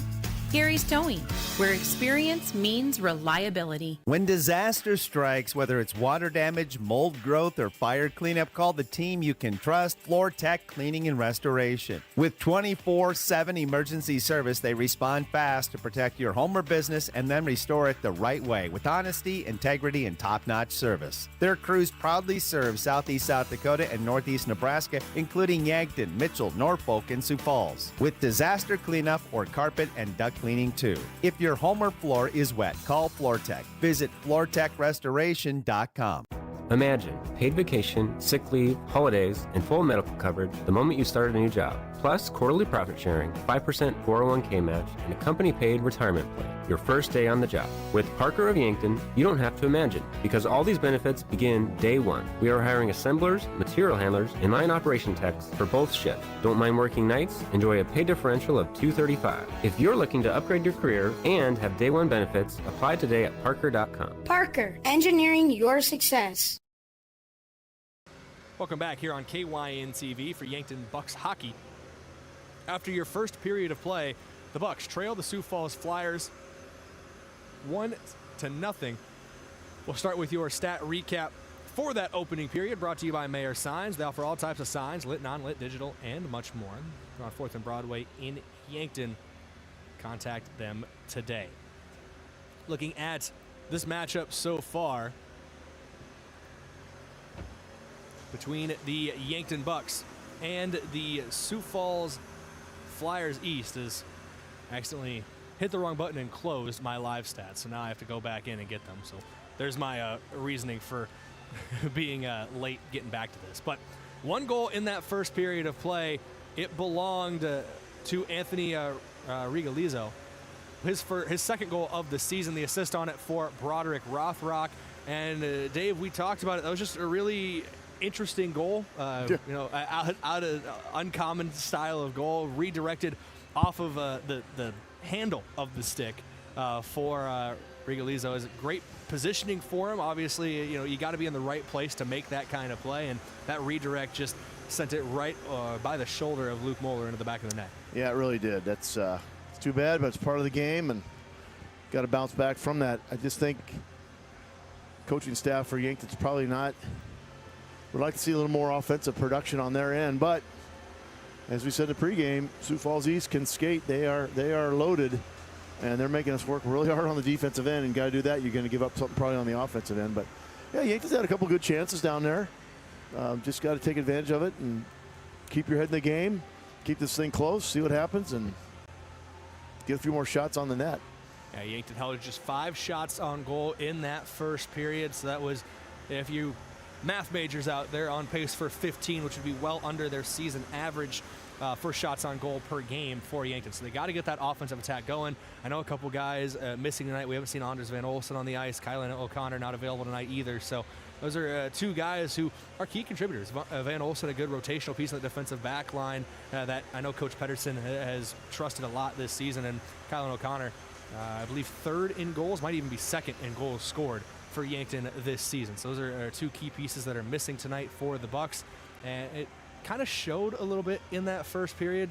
The lines didn't feel as cohesive as we've seen before, and that just might be with new guys and new spots. You're not as used to playing with each other. I'm probably going to give credit to Sioux Falls East for making that happen, though, because they're doing a great job defensively. Obviously, they get back, and they're just really good skaters. And obviously, this game, you start off skating versus when you're young, you start skating. Don't worry about puck handling right away. You got to be really good on your skates and fast. And we've got Yankton's got fast skaters. Sioux Falls East does today as well. Just got to be strong with that and stick with it. Hey, it's one in the books, but we got 2 more to go. And are there any other games today playing around the state? I think there's a few other games going on. There was, I know Rushmore was winning big. Was up 11-0 last we checked in the 3rd period of play. We'll see if that game should have gone final, but now 12-0 near final. Rushmore outshoots Watertown 52-4. Ooh. So great defensive day for the Rushmore Thunder. Brody Lee in net for them. Didn't really have much to worry about in between the sticks. Looking at some individual stat leaders for them, anytime you have 12 goals, you're going to put up some gaudy numbers. Wyatt Reeder continues to impress for Rushmore. He had 4 goals in this one, 2 goals each for Caden Brozick and Remington Mann, and then 1 goal apiece, Jackson Hepper, Andrew Welling, Brixton Steen, and Cameron Ritter. Your assist leaders for Rushmore in that game, Jackson Hepper had 5 assists, 6 total points for him. Colton Merchant had 4, 2 assists for Cameron Ritter, and then 1 east for Ian Jensen and Brixton Steen. Like I said, that 6 points was the team high for Jackson Hepper. In net, Brody Lee faced 4 shots, saved all 4 of them. For that, they moved to 22-0 on the season for Rushmore. The other game happening today is scheduled to drop the puck here shortly. Huron taking on Aberdeen. That is at Aberdeen for the Huron All-Stars and the Aberdeen Cougars. No score update yet, as that one is scheduled for a 3 p.m. puck drop. But some key players for both of them. I know Aberdeen there, Carter Vilhauer is their leading scorer, 18 goals. Mason Hunter, the leader for Huron, with 10. So we'll see how that rolls out against Aberdeen for Huron this evening. Looking at the class standings, Yankton currently 3rd, and as it stands, they would stay 3rd, and it would put Sioux Falls East, if this scoreline holds, 5 points clear of 3rd place with just a couple games remaining. So really helping them lock up a potential number 2 spot. Rushmore, already the number 1 team in the state, 44 points. Nobody's going to catch them. But looking further down, Brookings, 21 games played so far. They're 1 game behind Yankton, but the Bucks have 3 games remaining after tonight. Brookings, I believe, only has 1 or 2, only has 1 game. I think they're done. So I guess that I guess Brookings would. Friday they're going to play Sioux Center Storm, who's having a tough season. So I would expect. Now, Brookings with a close win last night, 3-2 over Pier. So that gave them some points. That's going to be good for them. So they're going to be chasing Yankton on that. You want to try to stay out of the fourth place finish. But I think with Yankton with 3 games next weekend. You can do the math here. If Brookings were to win that one, they'll end up with 30 points. Yankton's got to win one more game. Yeah, if Yankton gets the win today, it would lock Brookings out of a top 3 spot. Looking at Sioux Falls West, if Yankton wins today, they'd be 5 points clear of Sioux Falls West, who currently sit in 5th. Sioux Falls West does have 3 games left against Brandon Valley, Huron, and Sioux Center. So you can count those. That's probably 6 points if I'm going to predict. Yeah, on paper, those are obviously those 3 teams: Brandon Valley, Huron, and so Sioux have Center. 32 points. That's why I thought Yankton had to win 2 games. They'd end up at 33 points if they could beat 2 of these last 4 games today and 3 next weekend. So, and those games, not that you put pressure on yourself, but you just you want to finish high as you can in regular season standings and see what happens in the state tournament. And if they do that, they'll if they do finish 3rd and Sioux Falls East finish 2nd, guess who will play the second day? In the semifinals, it'll be East and Yankton again. So a lot of hockey. That'd be the 3rd time in about 3 weeks they'd play each other. How about that? You get really familiar if it goes quick. to chalk. If it goes chalk, that'll be the way it would go. So.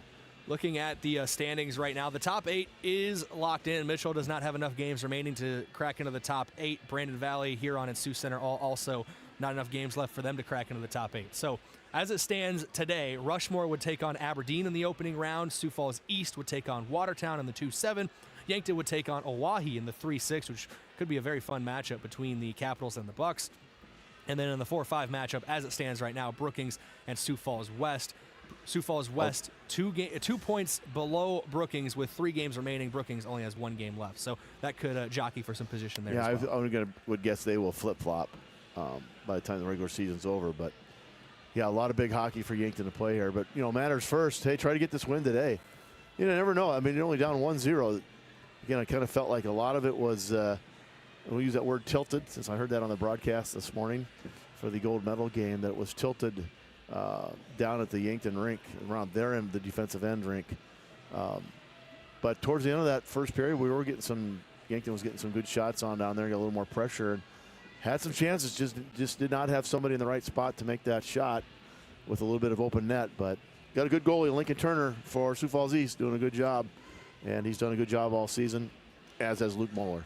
Well, if the ice is truly tilted here at the Yankton Ice Arena, Yankton's going to hope it stays tilted to the west end for at least one more period. As we switching sides here when we come back for your second period of play. Just over 3 minutes left in our intermission. Yankton trails Sioux Falls East 1-0 here on KYN TV.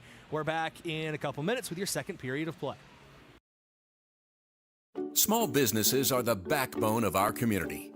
Core Trust helps your business thrive with checking, online bill pay, small business loans, credit card processing, local approval and support for government grants and loans, investments to grow your hard-earned assets, and insurance to protect them. All from Core Trust, the community bank that's right down the street and everywhere you want us to be. Visit coretrustbank.com today. Member FDIC. Feeling like your energy's taken a time out? Do you suffer from poor sleep, joint pain, irritability, hot flashes, or brain fog? It's time for your comeback. At Glow Aesthetics Med Spa, our Bio-T hormone replacement therapy can help restore energy, balance, and vitality so you can feel your best anywhere life takes you. It starts with a simple consultation and lab work. Then we customize your treatment to fit you. Don't sit on the sideline of life. Feel your best. Book your consultation today at theglowsd.com. That's theglowsd.com. Buying a home isn't just about real estate. It's about investing in yourself. At the Move Group, we believe the best time to buy is when it makes sense for you. Our expert agents put people before transactions, meaning we listen first, provide honest guidance, and help you make a confident decision. No pressure, no gimmicks. Markets change, but the right home is about more than just numbers. It's about finding the right fit for your life and your future. When you're ready, we're here to help. Contact the Move Group today. Loading the kids in the car, brokering peace in the back seat, mastering the snack handoff without even looking. Why are simple things sometimes so complicated? Thankfully, with auto owners, insurance doesn't have to be one of them. We work with independent agents who keep insurance simple, so you can worry about more important things, like figuring out what's growing in that cup holder. That's simple human sense. Don't gamble. Insure with MT and RC Smith Insurance in Yankton, your independent agent for home, business, auto, life, and bonds. Visit mtrcsmithinsurance.com. At Vision Care Associates, we're always improving our technology for the health of your eyes. With OptiMap dilation-free exams, you get a comprehensive view of your retina without the need for dilation eye drops. It's quick, easy, and best of all, it keeps your day interruption-free. OptiMap captures a detailed image of your eye, helping to detect any problems. No blurriness, no discomfort, just clear, precise results. Book your OptiMap exam now. Vision Care Associates, where the health of your eyes comes first. Save time and shop online at Hy-Vee. Enjoy the same low prices and great deals online as in store. It's fast and easy. Just shop groceries from our app or online. Choose a pickup or delivery time that fits your schedule. And done. Plus, you can create and save grocery lists, browse weekly deals and coupons, and earn fuel savers. Whatever you need, wherever you are, just one click away. Save time and shop online today at Hy-Vee. Some restrictions apply. Text. Welcome back here on KYN TV, getting ready for your second period of action from Yankton, South Dakota. The Bucks trail the Flyers 1-0 on your SWAT Chiropractic and Rehab scoreboard, the go-to place for specialized wellness and therapy. And right now as well, Sioux Falls East out shooting Yankton, 14 shots on goal compared to 5 for the Bucks. Second period of play is underway. We switched sides, so Sioux Falls East will now go left to right as you see it here on KYN TV, or if you just got us on as background noise, as you hear it, right to left go the Bucks in their white jerseys, white helmets, black pants. Looks like navy jerseys and pants with black helmets.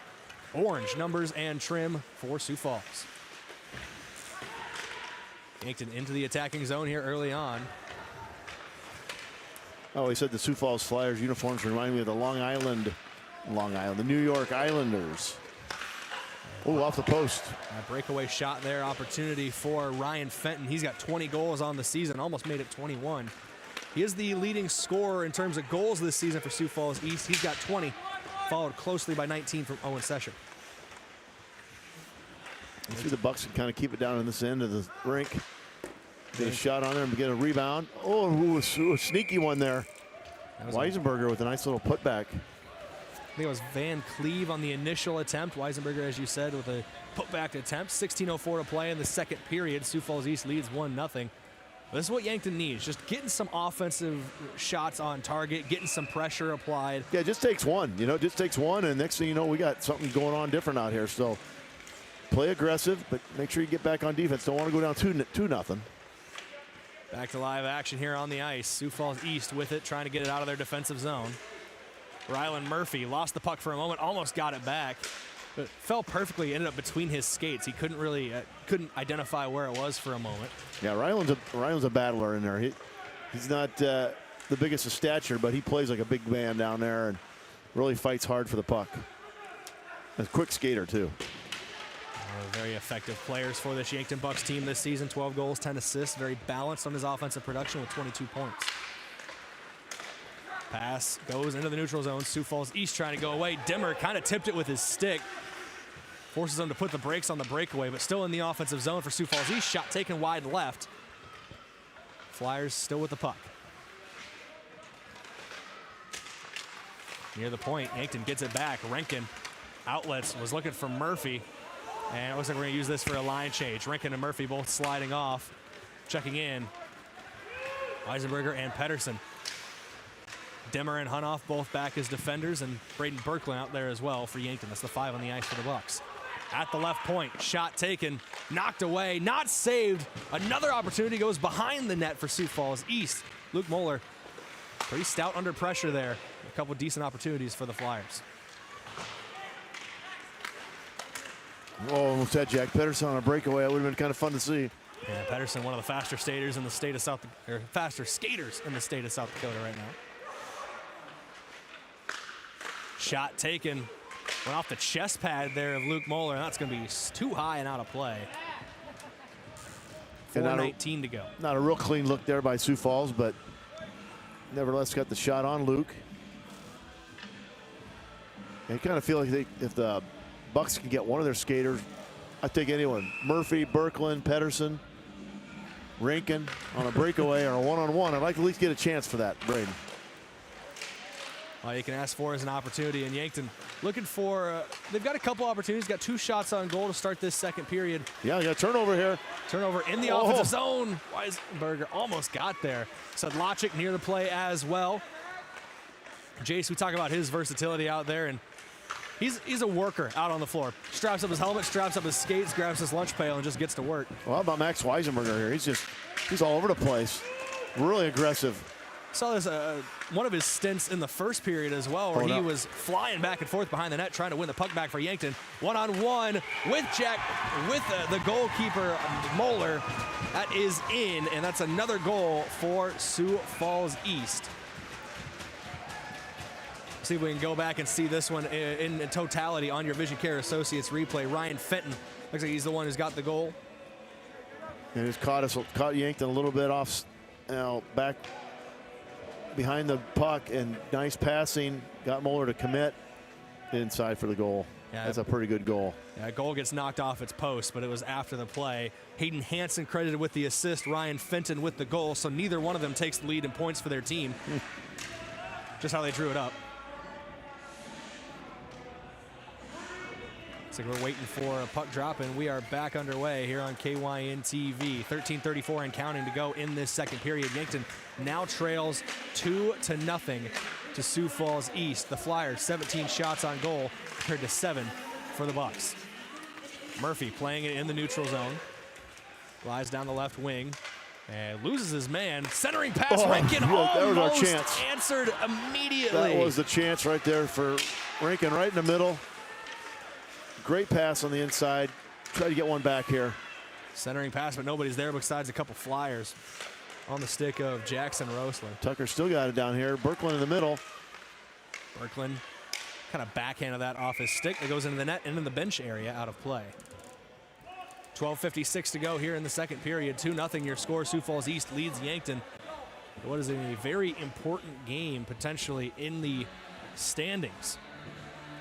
A win for the Bucks would put them only a single point behind this Sioux Falls East team for second place.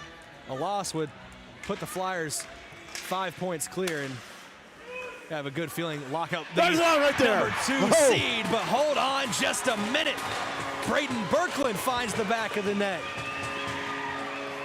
Let's take a look at this in your Vision Care Associates replay. First goal of the night for the Yankton Bucks belongs to the young man Brayden Birkeland. Sioux Falls East had it off the initial drive. A long shot taken by Van Cleve and just falls perfectly for Brayden Birkeland in front of net. You talk about those a lot, Dave, those second opportunities, especially when you take those long shots from the point. The defense is kind of out and away from the play. Well, I love that, Brayden, with the long shot. Van Cleve right off that face-off. Shoots it down in there. Birkeland just hanging around there. There's the puck laying in front of him. Puts it in the net. New ball game here. Just a little confidence for the Bucks.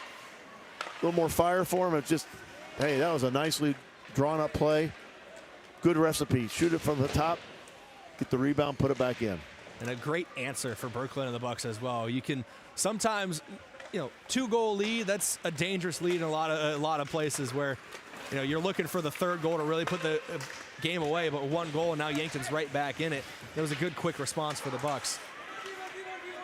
Here's Murphy with it. Sends it goalward, but it was blocked away. I think that went off the skate of Sesher. Still in the Yankton offensive zone.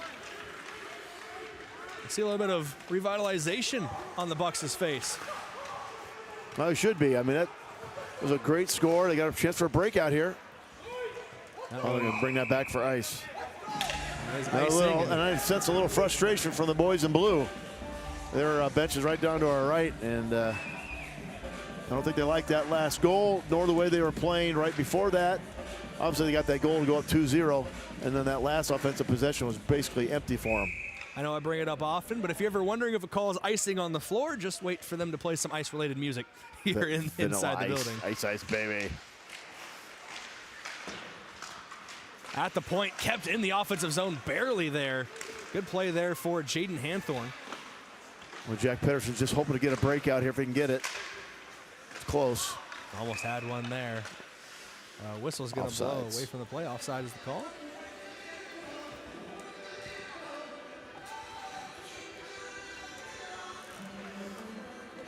Yeah, so I think a little strategy there. Jack Pedersen went to the bench and talked a little bit to the coaching staff. Tried to draw something up here, possibly in this face-off. Off the face-off, it's Sioux Falls who has it in the neutral zone, 2-on-2. Now everybody else kind of falling into play right in front of Luke Moeller, and he grabs both of his leg pads to just kind of form a shell around that puck, make sure it didn't get away. Good smother there for Moeller. Yeah, they got a little bit in the danger zone there. A little Kenny Loggins for you, Brayden, but the danger zone was almost there for Luke Moeller. Covered up, face-off, redraw it up. They battle for the puck on the far boards right now, and Sioux Falls will have to tag up as that puck goes into the neutral zone. Covered too much basketball the last couple of weeks. Keep saying ball. Puck. Hunoff trying to get it back for Yankton. Goes behind net. Moeller tracking it all the way as the goalie. Near the point. Now played back in behind net. Yankton trying to get out of their own zone. And here is Jack Pedersen sliding onto it. He's got Toms with him. Pedersen will take it himself. He skied it, though. Out of play. It's a decent look for Pedersen. I almost wonder if he had that back, he would have tried squaring it to Toms, who was having a bit of a I don't know, maybe, breakaway or even try to take it a little deeper in the zone and see if someone's on the trailing behind. He had Toms on the left-hand side, but defended well by Sioux Falls. 2-1 your score, 10:41 to go in the second period of play here on KYN TV. Yankton finds themselves down 1. Brayden Berkland trying to control it off of the face-off. Rankin battling with it. They're battling for it with Rothrock. And now Sioux Falls East trying to go on a breakaway into the neutral zone. Velick takes it away, though, for Yankton. Pass goes off the boards. Murphy trying to get there. Velick.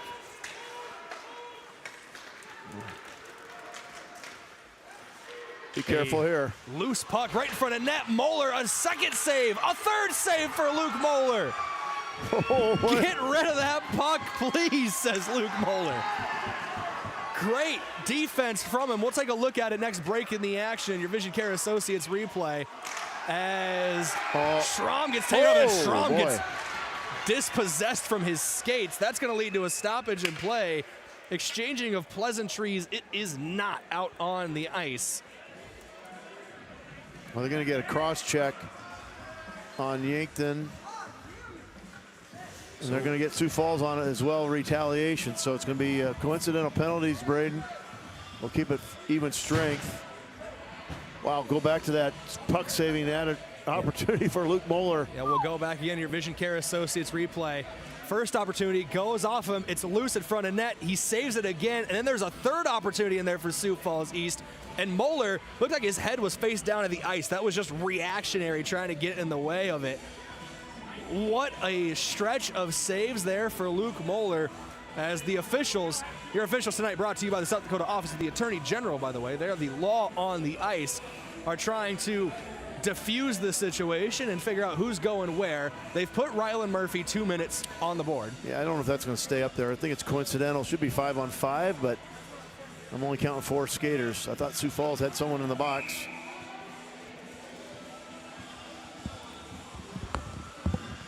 As of right now, it's just Rylan Murphy for 2 minutes. And they do have, well, I'm confused, Brayden, but not the first time. And to see what the announcer says.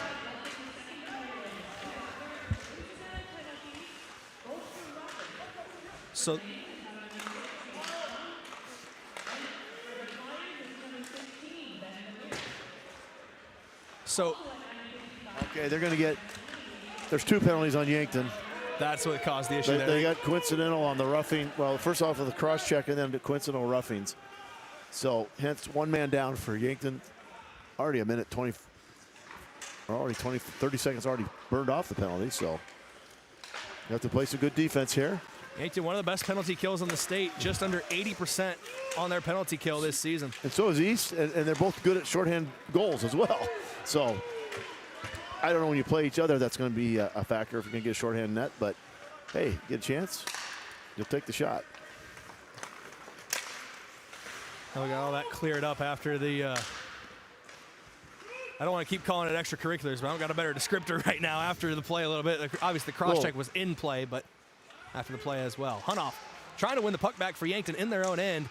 In the defensive zone, 5-on-4 hockey. Yankton there we got a chance. Could have a breakaway here. Berkland and Rankin skating down ice into the offensive zone. Berkland going to take it himself wide left. We have seen shorthanded goals multiple times this season. He's going to be careful to get back on D. We've got Hunoff playing defense. Got Pedersen back in. Under 30 seconds to go on this penalty kill now for Yankton. We're under 8:20 to play in the second period. A breakaway for Sioux Falls East, one-on-one, saved by Luke Moeller. Ryan Fenton couldn't find the back of the net. Yeah, a little dangerous on that, being a little aggressive on that shorthanded goal. Got 5 seconds left here. Got a chance to keep possession here. And just sent down. No icing while being shorthanded. That's going to clear the penalty. We're back to 5-on-5 hockey. And another line change for Yankton as well. Pedersen, Toms, Van Cleve, Sedlacek, and Dimmer, the 5 on the ice for Yankton. Say line change. Pedersen did stay out there. Here's Sedlacek in the neutral zone. Passes it off the boards right down below us. Picked up, though, by Sioux Falls East. Taken away by Dimmer. Still in the neutral zone. Neither team able to get on the front foot, but here's a chance for Sioux Falls East. Shot taken wide left. That was Thatcher May. He's got 13 goals this season. Somebody lost their stick on the ice out there. Trying to figure out whose it is. As Dimmer makes some contact on May there. Whoever stick it is, I don't think they're on the ice anymore. No, they've had a lot of the gold medal game today. It's going to count as a shot on that right there. A lot of that in the gold medal game today. Brayden was a puck that was either broken or a stick, either broken or left on the ice. Line change there. Good line change. Good timing for Yankton. Mentioned that did go down. Oh, nice steal here by Murphy. And Murphy trying to work the left wing. He's got a gang of flyers around him. Tries to work at Sedlacek. Here's a shot right here. Velik slap Get shot. the rebound. Berkland on the rebound. Can't get it. Berkland's got one rebound goal already. Couldn't get that one there. It was just a tough angle for Berkland. Hunoff with a blazer. Went the curveball wide right, but good pressure here by Yankton to get in front of the slot. The Bucks on the attack right now. 23-12, your shots on goal discrepancy. But Yankton, much more aggressive, it feels like, in this second period. They had just 5 shots on goal in the first period. In the first 10 minutes of the second, they got 7. Yankton's going to have to tag up here as Velik couldn't quite keep that one in the offensive zone. That one dumped in by Sioux Falls East, allows a line change for the Flyers. And Berkland might have been moving faster than he intended there. Yeah, lost that one. Another save for Luke Moeller. Wow, that was a flurry of action there, Brayden. That was exciting. It's how quickly things can happen out on the ice. It's lightning fast, lightning fast. Rankin in the neutral zone. Plays it up to Murphy. Murphy dumps it in. Berkland will pick it up along the far boards. He slides in behind net, taken away by Sioux Falls East. Line change here. Eisenberger and Dimmer both checking in. Only 2 subs. Berkland and Rankin stay on the ice for the forward. Is another shot. Good save by Isaac Dimmer. Come on, Isaac. Dimmer gets past the defender, but can't get back to the puck before the angle is really closed off. Played behind net. Rankin throws his stick in the ring as well. Good team movement by the Bucks. Dimmer's a defenseman, take it down deep. One of his offensive forwards stayed back, played defense. Perfect play. Sioux Falls East goes into the neutral zone, trying to formulate an attack. Van Cleve got in there, caused some havoc on the puck. Dimmer there as well. Your forward 3, it's Weisenberger, Pedersen, and Rankin. So switching up the lines a little bit. And now that'll change again. Sedlacek checking in as Weisenberger went down hard along the boards. And we're going to get a stoppage in play as Weisenberger still down on the ice. I didn't quite see what happened. He got twisted up a little bit. I think that was Broderick Rothrock he got tangled up with along the boards. As they're checking on Weisenberger. He's shaking his head, but he's back up to his skates. Yankton already shorthanded tonight. We've talked about it a couple times. And a chance to get reset with the face-off in the Sioux Falls zone. Really like the pressure they've been putting on here for the Bucks. Some high-quality shots. Obviously got the one goal to go for them, but see if they can win this. Berkland in the draw here. See if we can win it. Puck drop. We're back underway, and it will be Sioux Falls East off the puck drop. But Rankin gets it back. Tricky stick move there. I like that by Rankin. And Rankin through some body contact behind the goal. Still with possession is Yankton. I'd like to see Yankton get back up on the defense. See if they can get a shot from the top. Sioux Falls East trying to get on the breakaway. Heavy contact right below us. Rylan Murphy throwing the check out there.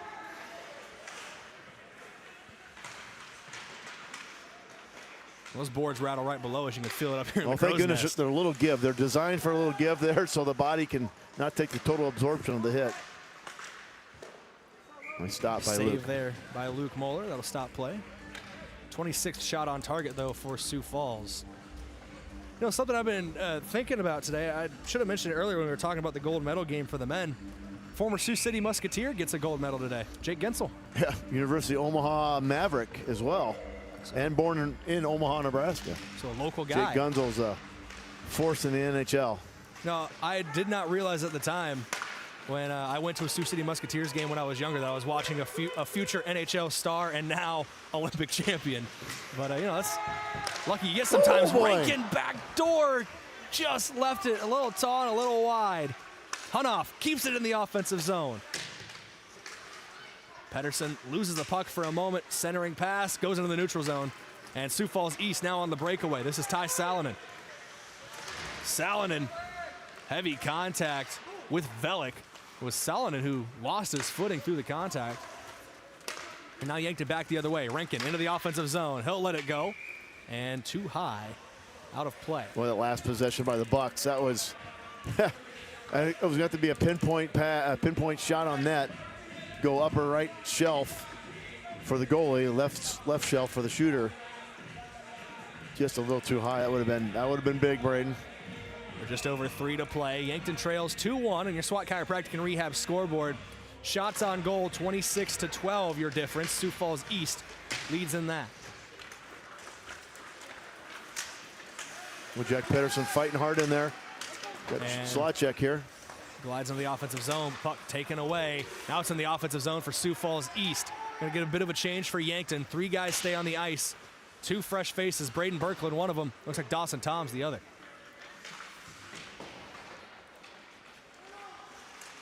.245 and counting to go in this second period of play. Yankton trails by 1. Toms fighting for the puck with Sesher. And Yankton will get it back in the neutral zone. Sedlacek. Sioux Falls East took it away for a moment. Sedlacek able to battle back and stop a potential breakaway. But now here's Sioux Falls East in the offensive zone. Ryan Fenton dumps it in, rolls around behind the net. Centering pass, Sesher. And Sesher, that one almost popped up like a changeup or a curveball or something. Not the power he wanted on that one. Didn't hit it exactly how he wanted, but heads up play by Luke Moeller, popping up and just snatching it out of the air. Yeah, I think he had a little knuckle action. We'll go with the knuckle puck, huh? I think it was going spitting action there. Last knuckleball pitcher I remember in the MLB would have been R.A. Dickey for the Toronto Blue Jays. I got to go way back to a guy like Wilbur Wood, so how about that one? Look him up. White Sox fans.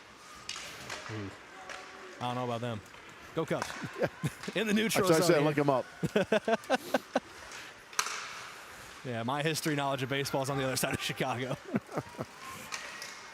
Puck, shot, taken, and saved by Luke Moeller. We're under 2 minutes to play in the second period. Yankton trails 2-1. 27-12, your shots on goal. Check that 28-12, your shots on goal discrepancy. Yeah, the Bucks with only 7 shots on this period, but they've been high-quality ones. I've liked what they've taken. They have cut down on the amount of shots that have been taken by Sioux Falls. I think it's 9-7 or 10-7. Well, Sioux Falls has over doubled. They had 14 after 1. Oh, it was 14. I thought so it was they've got 15 here in this period. And 1 went in, but I do like Yankees put some new additional pressure on the Flyers. Here's Berkland trying to up that pressure. Pass goes off the boards behind net. And almost won back there by Tucker Rankin. Would have been in a dangerous area. Here going left to right is Thatcher May for the Flyers. Taken away, Dimmer loops it into Rylan Murphy. Isaac Dimmer's a big body out there. There's a chance. Murphy takes the shot. Oh. He popped the Gatorade bottle off the net, but did not find the back of it. Schramm now, though. Weisenberger back out here, so he's good to see he's healthy. Regained his form. There's Rankin on a nice stop. Rankin right there to Hunoff. Little fly. Hunoff's going to take the shot. Fly again. Defender's second goal opportunity. What a play for the Yankton Bucks. They're back on the board, and we are all tied up here on KYN TV. 52 seconds remain in the second period. Let's take a look at that again on your Vision Care Associates replay. Lighten up the scoreboard here in the second stanza for Yankton. Rankin to Hunoff. Doesn't get the first opportunity, falls right back to him, and he puts it away. That might have been a bit of a backhand. I Let's think take it was a look a at that backhand. again. Backhand on that second shot. I liked his positioning there. If we were calling it, it was a good spot for him to be. Caught the goalie and on the backside. New life for the Bucks. Just an amazing play there for Hunoff. The defender with his 10th goal of the season. He's now in double digits, both goals and assists from the defensive line. Boy, Max Weisenberger really leading up nicely. Oh, the backside 23 maybe. seconds to go. 2-2. Yankton almost having a shot at another one there. That one is just going to be ice. cleared That away. should bring it back the other way. Wow. It is So icing. you never know how the momentum goes, right? Give life to the guys in white. Blue starts talking a little bit, you know, like we said earlier about halfway through the period. We heard some Sioux Falls players like, let's get going. What are we doing? What are we doing? A little frustration when they gave up that one goal and had a couple of empty possessions offensively. So Old cousin Mo is currently on the side of the Yankton. Bucks with the puck off the draw. 10 seconds remaining in the period. It's in Yankton's offensive end. And Hunoff's just going to let it fly from the neutral Sure, why zone. not? Why And not? Almost dropped enough to go 5-hole, but good pad saves from Turner in net. That's going to do it for the second period of play. We're all tied up at 2 apiece here on KYNT and KYN TV. Been loving this one so far from Yankton. Hopefully you're enjoying it at home on KYN TV. When we come back in a couple minutes, we're going to break down that second period of play and look at the stats on the game as a whole on your intermission report, courtesy of Avera. Back after this here on KYN TV, the Bucks and the Flyers tied at 2 goals apiece here in Yankton. Scams continue to rise, and victims who have lost money to these scams continues to increase. Consumers cannot rely on a text message to be truthful. If you receive a message regarding a fine for missing jury duty, your utilities being shut off for non-payment, toll road fines, or you've won a sweepstakes, these are scams designed with an urgency and the need to send money now. Do not respond to these texts, and you should contact Consumer Protection at 800-300-1986. That's 800-300-1986 for the South Dakota Office of Attorney General's Consumer Protection Division. Getting your business noticed starts with the right print. The other day, a customer came into the UPS store Yankton to pick up blueprints we printed for him. While we finished his order, he mentioned needing business cards. At the UPS store, we handle all your printing needs. Stop in and ask about our current print specials. And that customer? We had his new business cards ready the very next business day. Come explore our small business solutions at the UPS store in Yankton. Is it the competition that keeps bringing you back? The long-standing rivalries? Or is it seeing friends again and cheering on your favorite team? At First Dakota, we're here for it all. We appreciate the fans, the players, the coaches and officials, the concessions crew. The shared community experience is part of what makes life here great, and we're here for it. See you at the game. First Dakota National Bank, member FDIC. Clearer vision starts closer to home. Yankton Medical Clinic is excited to welcome the new YMC Eye Care Clinic. Dr. Kindle and Dr. Rockney offer routine eye exams, prescriptions for glasses and contacts, and emergency care for sudden eye injuries. No more long drives to larger cities for advanced eye care. Dr. Trevor Kindle is the only local comprehensive ophthalmologist and cataract surgeon right here in Yankton. Located on the 3rd floor of the Avera Pavilion, call 605-655-1830 to schedule. Yankton Medical Clinic. So much care, so close to home. FNBO is the great big small bank. And for more than 165 years, we've been with you where you are. A bank that's ready for all your needs, both big and small. here to help you earn more, save more, so you can do more every step of the way. It's what you can expect from the great big small bank, FNBO, independent and family owned for 6 generations, and ever so focused on you. Stop on by or visit us at fnbo.com, member FDIC. Are you on track to retire? I'm Adam Walter, a certified financial planner with Vantage Financial, born and raised in Yankton, South Dakota. My team and I pride ourselves on building trust through clear, honest advice tailored to your unique goals. From retirement planning to smart tax strategies, we'll create a personalized plan to help you feel confident and secure about your financial future. Visit vfplanning.com or search Adam Walter Vantage Financial to schedule a 15-minute call today. Vantage Financial Partners is a registered investment advisor. SEC registration does not constitute an endorsement of Vantage by the SEC, nor does it indicate that Vantage has attained a particular level of skill or ability. From the first wails of surprise to first day of school questions, playground adventures, learning to drive stress, and graduation cheers, they'll always be your little sunshine. At Avera Children's, we get kids, teens, and parents too. We'll step you through first checkups, milestones, sickness, and specialized care when your child needs it, and treat them like our own every step of the way. Learn more at avera.org/children's.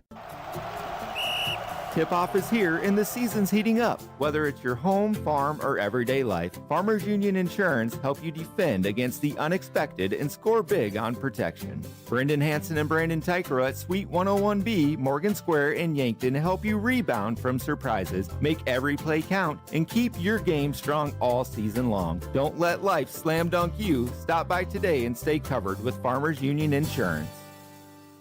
If you've been suffering from chronic pain or a recent injury, check us out, Lane, Reed, and Cole Sawatsky at SWAT Chiropractic and Rehab. We offer a wide variety of treatments and techniques, including dry needling, cupping, chiropractic adjustments, and sports rehabilitation. Our mission is to ensure an individualized and efficient treatment plan to get you back on your feet. From ankle sprains and sports injuries to neck pain and headaches, we've got your back. Give us a call or book an appointment on our website. SWAT Chiropractic, specialized wellness and therapy. Located on Summit Street across from the high school. Switching is easy. We do it all the time. We switch on the lights. We switch TV channels. Some of us switch partners while square dancing. Well, that's a stretch. But what's not a stretch is how you can switch and save with State Farm. In fact, State Farm agent Rhonda Westland, right here in Yankton, can switch you over so you can start saving today. Rhonda and her team are ready to welcome you to the State Farm neighborhood. With Rhonda Westland, it's easy to switch and save. Just give her a call. When you want the real deal, like a good neighbor, State Farm is there.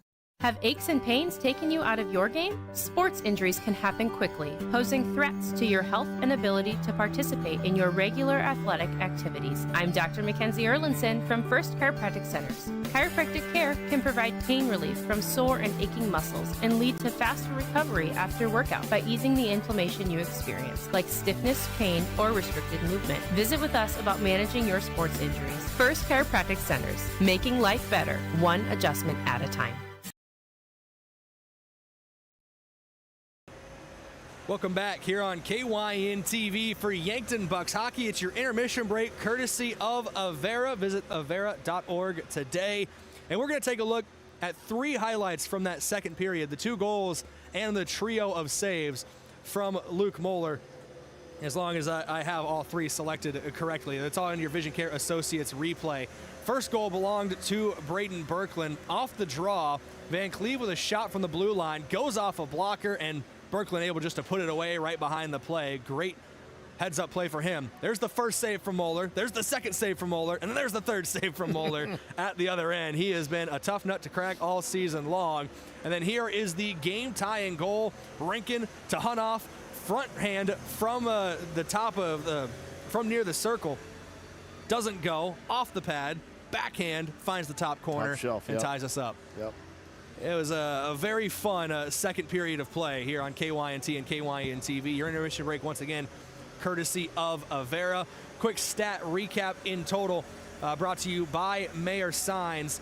So in that second period of play, obviously Anthony Rigalizzo had the goal in the first period, assisted by Broderick Rothrock. In that second period, we had 3 more goals. Ryan Fenton scored, assisted by Hayden Hansen and Owen Sesher. So that puts Fenton and Hansen both now at 46 points on the season. They're tied for the team high for Sioux Falls East. And Sesher, I think, is pretty far up there as well. That's his 9th assist, 28 points for him. But then Brayden Berkland on the assist from Grady Van Cleve officially gets the goal with 12:50 to go in the second period. Less than a minute off the clock after Fenton's goal to put him up 2-0. And then right in the last 60 seconds of play, Caden Hunoff off an assist officially from Tucker Renken, able to tie us up at 2 each. 29 shots on target so far for Sioux Falls East compared to 14 for Yankton. But like we always say, Dave, does come down to quality over quantity at the end of the day. Yeah, and again, I'm going to say the Sioux Falls East first goal was, I'm not going to even call that a quality shot. That was that bizarre off the end of the stick from a Yankton player, I think, that got in there, or maybe a Sioux Falls player, who knows. But as you said, the Bucks came back fighting hard, tied this thing up. Tucker Renken again with another point in his season this year. Another point gives him, I think, on that assist, 48 points on the season. So that's a pretty impressive number for a skater, and he's fun to watch because he's pretty good on skates too. And the teamwork between him and Jack Pedersen is always kind of fun. But yeah, that was a period for the fans. If you didn't like that action that period, I don't know what you like. You don't like hockey. Well, or I don't know what you like for action, but you're a fan of defensive hockey, I guess. And you want you want games to win 1-0 if you're that. Maybe, but 2-2, you can't get any closer than that. And wow, what will we see in the third period? This will be, I guess if I was probably playing, or my son was on the team, or I was the coach, I'd probably have a stomach in knots. Okay, I mean, kind of like that third period today watching USA hockey, but. I thought when we went to overtime in the men's game, I thought that's it. They did it. If you listen to Eddie Olczyk, got us. Eddie Olczyk said, I think the best thing for this is for USA to get it to overtime. They just weren't skating that well, in the second and third period. And they got that opportunity. And like you said, and I've heard others say, he also said that the key to that would be the face-off. Whoever gets that face-off, advantage them. Well, Canada got that face-off and got some looks at it and couldn't get it to go. But that thing didn't last very long. I was talking with Coach Pedersen about that, and he said this thing will be over in about a minute 30. Well, he was off. It was on minute 50. It was over. USA wins. I mean, that was a remarkable overtime. And again, I thought Canada's got probably the best defender, the best skaters out there, I think, in the world. But it doesn't matter. It's what happens on the ice. And USA came back and got that goal. And hey, gold medal 46 years apart, but they'll take it. So on a day like today, it'd be really appropriate for our hockey program here in Yankton to get a nice little win too, just because of our connection to that miracle team of 1980. And Herb Brooks' wife, Patty Brooks, or now widow, I texted with her today. That was kind of cool. She responded back. It was a lot of fun. Took 46 years, but we did it, type of thing. And just that local connection we have here in Yankton, that's really special. And 2-2 right now. I know we're getting off base of the game in front of us right now a little bit, but I'm going to keep us off base. Don't you apologize, okay. Dave. We got time. The importance of this, you talk about like the growth of youth hockey, and you've seen firsthand the growth of this program in the last 20 years, established back in 2005. But moments like this, there are kids who are 5, 6 who just watched the men's national team win gold, and now they want to be hockey players. There was just a text out there today that for the first time ever, I think it was age 8 and under, or maybe it's 8 and under, or 8 and above, 100,000 kids that are skating in the sport of hockey. And Brayden, when we first started trying to get this facility built and sell the idea and the dream, even 20, 25 years ago, 2 sports were really growing yet at the youth level. It was soccer and hockey. That was it. Baseball wasn't growing, football wasn't growing, basketball wasn't growing. Hockey and soccer, hockey being one. And so, yeah, it's been so rewarding to see. It's been a long drawn-out affair. I mean, 20 years is a long time to have some success at this level we're having, but it just takes time. And now, your youth program is going to watch USA hockey. This is my favorite time of year to start watching NHL pretty soon. I kind of wait for get closer to the playoffs. That's interesting about those Olympics. I mean, those guys all are teammates on the same team. They got to go back home, and I think they're all flying on the same plane home tomorrow to Miami. And then from Miami, they were going to land in Boston, but the weather's all messed up in Boston. They're going to fly into Miami and disperse because the NHL's back in action Wednesday. Mm-hmm. But you're going to watch young people watch that. And then I think locally here for the Yankton Bucks and Yankton Miracle program, There's kids here watching today. It's always fun to see them. And when you look up, I think the older players know that they carry, there's younger players looking up to them, boys and girls. We got girls hockey going again here with the JV team this season. And so it's just only going to help the sport and just give kids an opportunity to play something. Then you can ice skate, pretty much. You can open skate. Brayden, there's been people here in their 80s open skating. So you don't think you'd catch me doing that when I'm 80. I don't think you'll catch me doing that at 24. Well, I will get you on some skates. That might be a good YouTube video or something we could do, a little promotion down at KYNT. See if you can get you and Bolter and Dykstra at the same time on the ice. That'd be, and throw Erickson in there too. And of course, he's from Minnesota, so he probably's got a pair of skates at home. But it's just been really good for the program, and I think it's this a special year this year, special year last year. When you have 16 seniors, it's pretty cool. I mean, that's 16 kids that probably wouldn't. If we didn't have hockey, what would they be doing? I don't know. Maybe a wrestler or two in there. Maybe a basketball. There's not, other than Ryan Turner, who plays a goalie for the Bucks. He's also a great bowler, by the way, at the high school level. He had a great season finale against Sioux Falls of Washington, I believe. I think he led Yankton in high game and was either first or second for high series for Yankton. He had a great week last week. Kid's got it figured out on the bowling alley. But other than that, a lot of these students, I'm not sure they'd be involved in another activity. I don't know what it would be, but it's a good thing they're involved today and they're having fun. And the arena's full today, and we'll just see what this third period can bring and bring a lot of fun yet. A lot of season to go yet. Big weekend next weekend for Yankton, and then JV state tournament, and the following weekend after that will be the varsity state tournament. Yeah, so fun. It's down to brass tacks here for the hockey season in South Dakota. Like I said, it's an important period here. I'm not going to jinx it one way or the other how this game turns out, but points are important, and got to finish, again, second or third in the league regular season is probably where you want to end up at.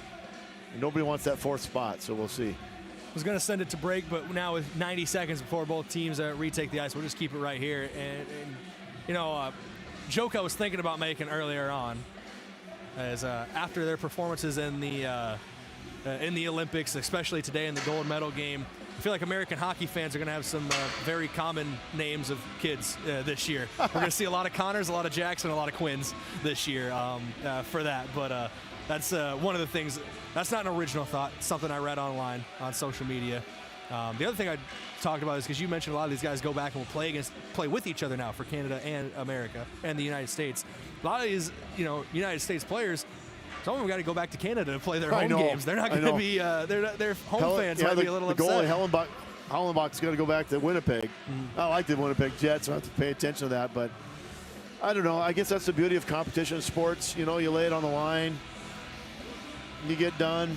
Okay, we're done with that. They'll move on to the next season. I mean, and the Stanley Cup is a pretty special thing too in the sport of hockey. But every 4 years when you play that Olympic thing, it's just pretty cool that every 4 years. Don't do it every year. Last year they had the Four Nations tournament. That was a lot of fun. That was fun. That was America, United States and Canada in the mostly finals all NHL players again, but. Just fun to see that happen, and speak that the women won the gold as well on a crazy game in the finals against Sweden or Canada. They played. It was Canada there too. Canada as well, and had to tie it up with a crazy goal, and then they win it in overtime. So let's hopefully the Bucks can win one here and not have to go to overtime. Would be my preference today. Does it for your intermission report, courtesy of Avera. As we head into the third and potentially final period, obviously overtime is a potential as well. 29-14, your shot discrepancy. Sioux Falls has 15 more shots on target than Yankton, but both teams with 2 goals, and those are the numbers that matter right now for both these teams. 34 minutes down, 17 minutes to go. And we're back live on KYN TV. Well, Coach Pedersen's kind of mixed up this line a little bit. Weisenberger and Schlacek with Pedersen on the forward spots. That'll be Schramm and Hunoff, your defensive pairing for Yankton to start this third period, excuse me. As that one played back to the blue line, kept in the zone by Hunoff, lays it off. Schramm takes the shot and brought down. I know in that defensive pairing, it is Hunoff who is more of the offensive defenseman, but Cade Schramm does have a goal this season and could have got a second one there, but a great glove save from Lincoln Turner. Yeah, look at the teamwork they had there because Honoff intercepted that pass, or took the pass top of the zone, and got the Schramm on the other side, and he took cover for him. So, and then Schramm got that was a really good shot, Brayden. I thought had a chance. And a good defensive recovery from Schramm there, as well as we're back live. So Cade Schramm showing his chops here early on. As that puck's played in behind, is going to loop around behind the goaltender Moeller. Honoff. Pedersen trying to break it out here. Slacek with him. And Pedersen wanted that outlet pass. He lays it right back to Weisenberger, and Weisenberger tried the wrist shot, but it just skipped away from him a little bit. Yeah, maybe a little confusion on who was going to take center ice on that one, but nevertheless got it down in the offensive zone. So this fresh sheet of ice already looking not so fresh. A lot of skating in the first minute here in the third period. Rylan Murphy skates onto the ice after a change out there. Tucker Rankin out there as well. It's still Schramm and Honoff, the defensive pairing, so the defensive line staying the same here early on in the second period. There's Brayden Berkland to wrap up the three forwards on the ice. Schramm outlets Murphy into the neutral zone.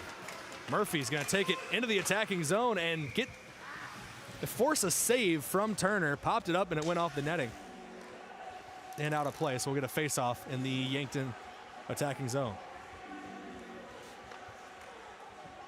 Yeah, his first 5 minutes might have a lot to set the tone here. I like the way Yankton's come out here to start Brayden here in this third period.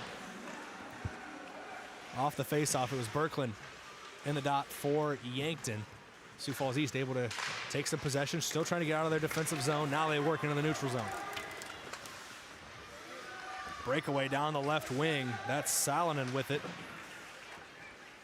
Taken away.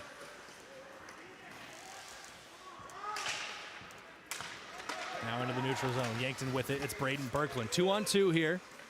See what Berkland does. Centers it to Rankin. But taken away. Closing down that play there was, I believe check that. That is Beckett Rothrock who closed it down. My apologies. Yeah, I'd like to see the Bucks maybe get that back out to the blue line. It's going to be out of bounds. Souvenir for the bench. I'd like to see the Bucks maybe get that back around on the blue line and take a shot from up there. Give us a chance on a rebound, see what happens. Well, the rebound has been our friend tonight for Yankton, or been Yankton's friend tonight.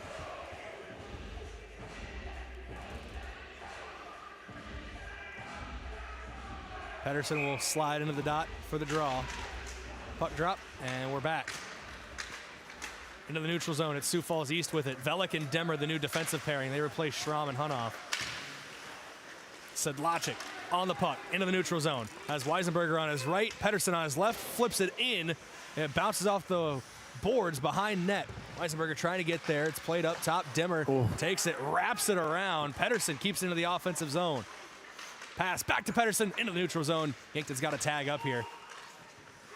A really good chance there, and a couple guys on the backside just didn't get the puck to him. See if they can reset here. 2-2 your score, just over 14 minutes to play in the third period. Only one shot on goal in this period so far. It belongs to Yankton. We are just over 3 minutes in. Defense is tightening up here in the final stanza. A good pass in there, just got off Jack Pedersen's stick a little bit. Rothrock to Rothrock, and now sliding into the offensive zone. Sioux Falls East. Up top, they got Pedersen. That was a backhand shot attempt for Salonen.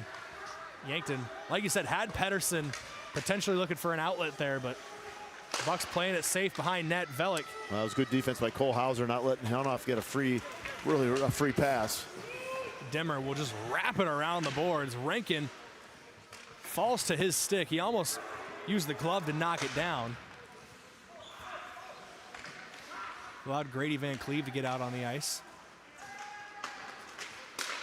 And Van Cleve takes it away in the neutral zone. So we get a turnover down here. Nope, they're going to get a chance for Sioux Falls to regroup. That was Jackson Rosler, who was behind net playing it for Sioux Falls. Pad knocked away. Another good play for Luke Moeller. Still 2-2. Been a fairly clean game for both teams. Only one power play opportunity. It was for Sioux Falls East. Rylan Murphy had 2 minutes in the box. And then we did have two more penalties, one on each team, but they were coincidental, so offset. Shot right into the gut of Luke Moeller. He saves it, and we're going to get a face-off in Yankton's end. Yeah, I'm going to guess both coaching staff said, hey, play hard hockey. Keep your head in the game. Don't do anything silly out there. Don't do any unneeded penalties, obviously. Give them an advantage. Look out here. That went off of Moeller right off the faceoff. He makes another save, and now Yankton on the breakaway going the other way. Here's Dimmer with it into the offensive zone. Finds Dawson Toms, but Toms had it knocked away. That's a great defensive play there. Beckett Rothrock was able to kind of keep it away from Toms as he was trying to gain possession. It's Toms, Larson, and Anderson, the three forwards. Demmer and Schramm, so a different defensive pairing, back for Yankton. I think Demmer did a really nice job taking that last possession deep into the zone. Had a nice pass across the ice. In the neutral zone, Sioux Falls gets it back. Osler with it near the point. Yankton gets it now. Wrapped around the boards to Larson. You wonder at what point do people's legs kind of play a factor in this thing. Brayden, we talked about Sioux Falls playing last night in Aberdeen. Not a difficult game, so they probably got to play a lot of players, but nevertheless, of course, Yankton hasn't played for a week, so how are their legs doing, It's the rust over rest or rust versus rest conversation of only a week off, probably not as rusted as you could be for Yankton. As we're back underway here in the third period. 11.5 to go. 2-2 your score. We're all tied up here from Yankton. Here's Weisenberger with it, takes the shot. Don't know if that went off the pad or went off the skate. Off the pad. Good save. There was a good shot. Just couldn't get the right kind of rebound off the shot. Maybe offsides. Blow here. Offsides against Sioux Falls East. I think that was Rothrock who wears the A on his chest. So alternate captain, associate captain, or I was trying to remember if it was alternate or associate. If they're interchangeable, that works well for me. But I think it is one of the If your C's not on the ice, you can talk to the ref. That's the reason for the A's. Yeah. What if you got no C's and no A's on the ice? Then you talk to the ref. I guess you got to talk to the coach. Here's Sedlacek with it in the defensive zone, taken away by Sioux Falls. Pass played well in front of net to Rothrock, but not able to really do anything with it thanks to a defensive recovery from Yankton. Shot taken from the point, wide right. That was Broderick Rothrock on the shot. Shot save there by Luke Moeller. He looks like he's really seeing the puck very well. You said in the pregame too, try to keep the shot lanes open. That's the toughest thing being a goalie. When you got bodies in front of you, how do you see what's happening? You got to Superman vision to see-through vision, or how to see that puck coming. Wow. Sight lines, that's the word I guess we're looking for. Sight lines for the goalie. Keeping his sight lines clear is so important, and good check there. As a shot goes wide left. Part of it, good offenses in hockey will know how to clog those sight lines, so it really is on the defenders to try to knock them off those spots. Tough play here, shot taken, poked away by Moeller. Well, that's really how Sioux Falls scored that first goal. Right, it was a sight line. It was just a weird knuckle puck off a stick. It happened to go in. Uh-oh, look out. There's an opportunity. A little back skating there for Sioux Falls East. Yeah, that is Fenton, who had it for a moment. He's got to get a break out here. Here's Berkland in the neutral zone. Goes off the stick of Rankin, but into the offensive end. Rankin wins the puck back along the boards, but his pass is taken away by Rothrock. Sioux Falls is going to do a line change here. Happy with that. Just dump it down there. Oh, here we go. Puck taken away by Pedersen. Slides past one defender, trying to get it back. Murphy's near it as well. Rothrock wins it for Sioux Falls East. Now to Vermeer. Shot saved there by Luke Moeller again. I thought Pedersen had a chance. He was coming out of the player's box. Got a free look at the puck. Just over 9 minutes to play. Still 2-2. Yankton and Sioux Falls East.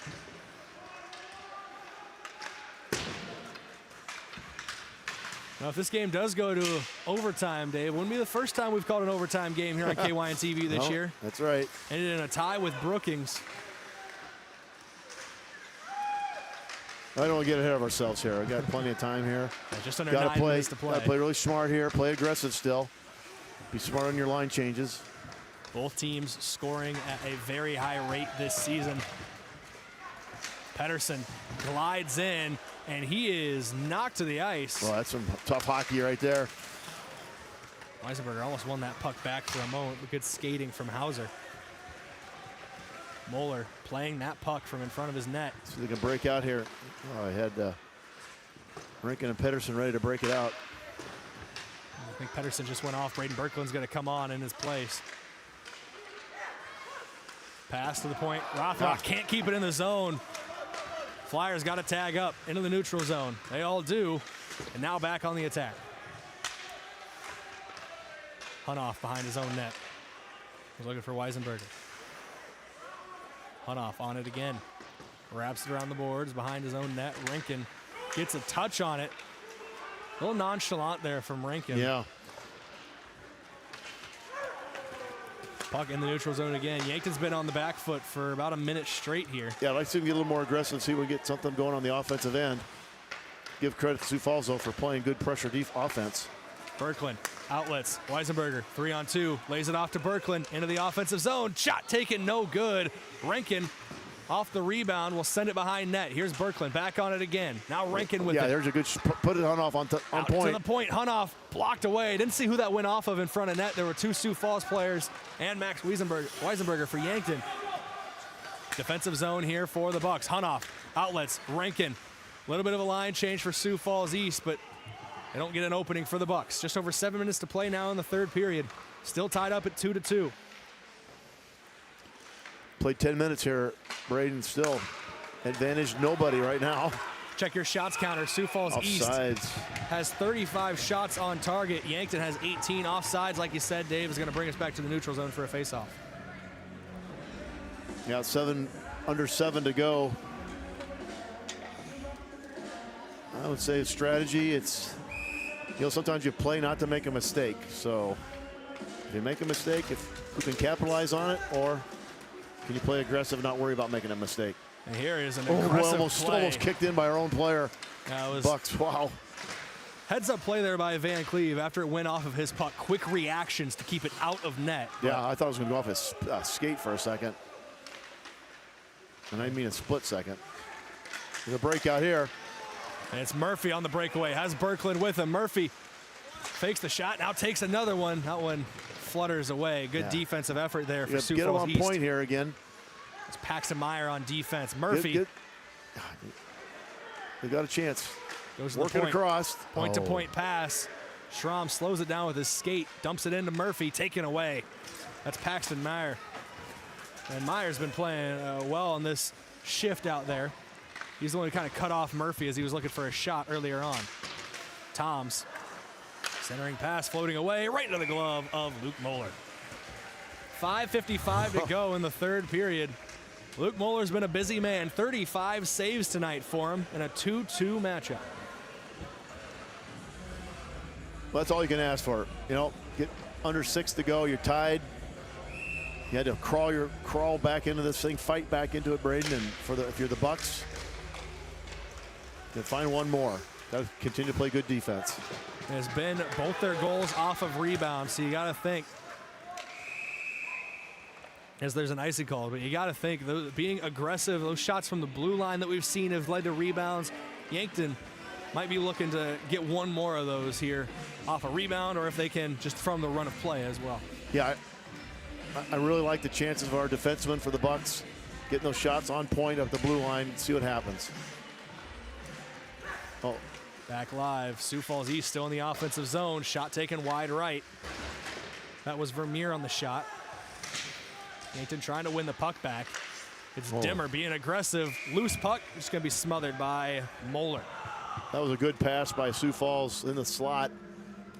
Very fortunate there. Didn't really get a good shot on it. It was right. Easy play for Luke Moeller to smother that one. And then some bodies fall on each other. And somebody was upset about it. There was nothing there. I think that was for Yankton as Easton Velick part of that. Just body on body and no harm, no foul. I just make a joke because, it's an ice barn at the end of the day here for Yankton. I love calling games from here, but even though the crowd's on the other side of the ice, you can hear just about anything that's said if they say it loud enough. Sioux Falls East on the attack again. That one loops over the net. Yeah, Yankton's got to be careful there. Have a tough time getting it broken out.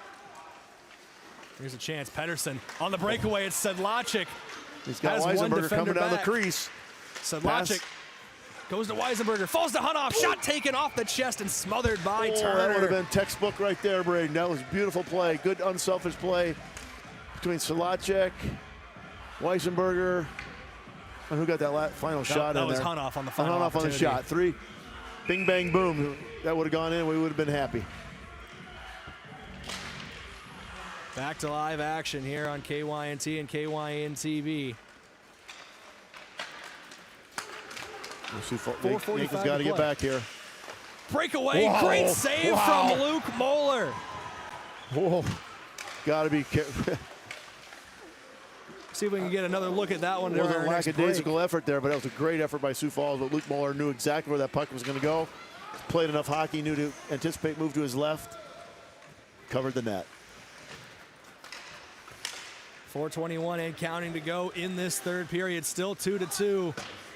Moeller and Turner both have played well in net for Yankton and Sioux Falls.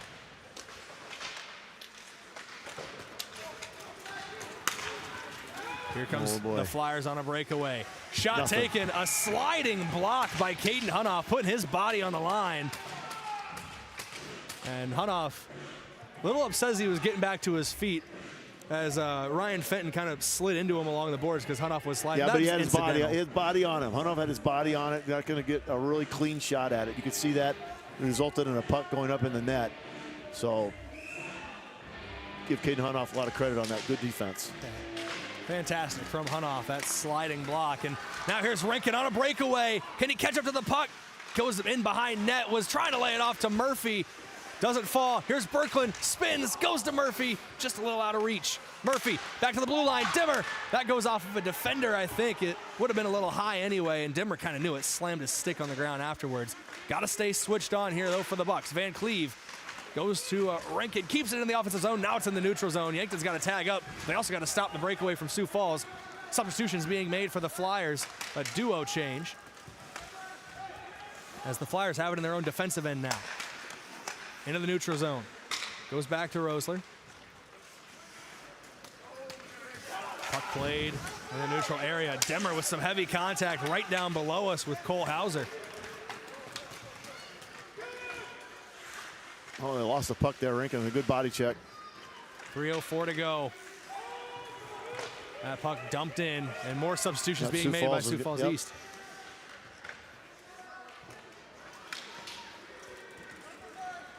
Sense a little heavy legs on both squads right now, Brayden, a little bit. Oh, shoot. I work up a sweat up here just watching the guys. I can't imagine skating around for 3 periods. You know how hard it is to work up a sweat in the middle of February at an ice rink? These guys managed to do it. Weisenberger goes into Berkland. It's a 1-on-3. Berkland still sliding in along the right boards, has it poked away, and it rolls around. Yankton used that as an opportunity for a line change. They keep it in the zone, though. Bellick keeping it in for now. Sedlacek trying to get in there as well. Brayden Berkland, the last change. He's the one who drug that puck all the way in. He'll now be rewarded with a breather as we see Jack Pedersen come in. Great shot. Schramm with a good shot up on point. Puck in the neutral zone. Pedersen trying to win it back. Goes out to the right wing. Now back in the middle. Poked away by Schramm. Got Sioux Falls player without a stick. It's not broken. I think he can go back and pick it up, but he's not going to take a chance. So he's going to come off. That is Hauser. Like Hauser again. Sesher wins it back off of a line change. 2 good skaters. Shot taken, knocked away. Second opportunity, a diving effort from Luke Moeller. Another opportunity for Sioux Falls East in front of net, but they couldn't get it to go. Luke Moeller has just been on another level tonight. 38 saves now for the kid in net. Hopefully, we got a minute 30 to go, Brayden. Hopefully, that's okay. Get reset here. It's going to be icing. I don't know if it's really okay. We're going to have a face-off in Yankton zone here, but wow, you know, we saw a game earlier today that looked like this. It was played in Italy. It played in Milan, and it was an overtime winner. Well, I told you what Eddie Dolachek said. They call him the Eagle, what he wanted in that game. I'm not going to make that comment yet, but for Yankton to just play tough here, don't give something up. Rylan Murphy into the offensive zone. Yankton trying to make it where they don't need overtime. Hunoff keeps it in. Point to point. Dimmer. Good move to get by one man. Dimmer then has it poked away. Good defensive effort for Sioux Falls. Into the neutral zone. We are under a minute to play. We got Murphy. We got Berkland. Oh, he loses skate there. Lost his skates, but still in the offensive zone for Yankton. Berkland trying to win it back. It's Sioux Falls East.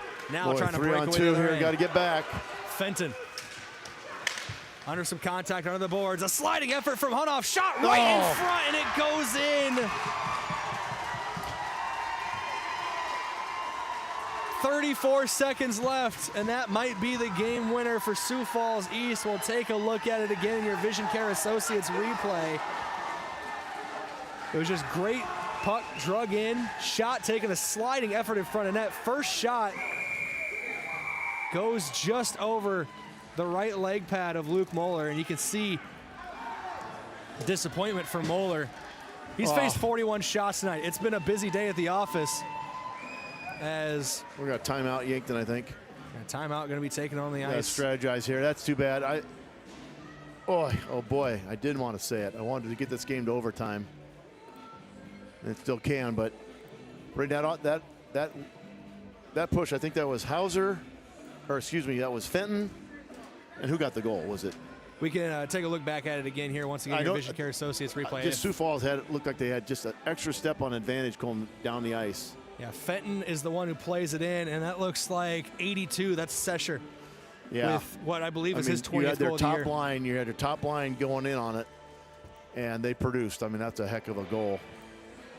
But it is officially awarded the goal to Owen Sesher, assisted by Ryan Fenton and Hayden Hansen. So yeah, well, there's our top line right there. That's well, your two guys that now have 47 points each, assisting Owen Sesher, who has now 20 goals on the season, which coming in today would tie him for the most. It's still one behind Ryan Fenton, who had a goal earlier on. Yep. So I don't know. Yankton will play a little strategy here. Will they pull Luke Moeller out and just go empty net to start the period? I don't think they will to start, but he'll be ready to come off the ice right away. Try to get a 6-on-5 with an empty net. 34 seconds remain here in Yankton. Puck drop, draws off, and we're underway. Final 30 seconds. Puck played into Yankton's end. Moeller will wrap it around to Hunoff. The Bucks got to get on the attack here. Under 22 to go now. That one goes off the window. It's still in play. Berkland gets past the defense into the attacking zone. Berkland takes the shot, blocked away. It went off of a defender. It's Berkland, Rankin, and Pedersen all on the ice. Going to come back to a face-off. They're going to call icing, so Yankton will get one face-off chance down the Sioux Falls end. With 4 seconds left. Those are always kind of wild plays. So. And Yankton's going to have 6 on the ice. Of course, yeah. There's.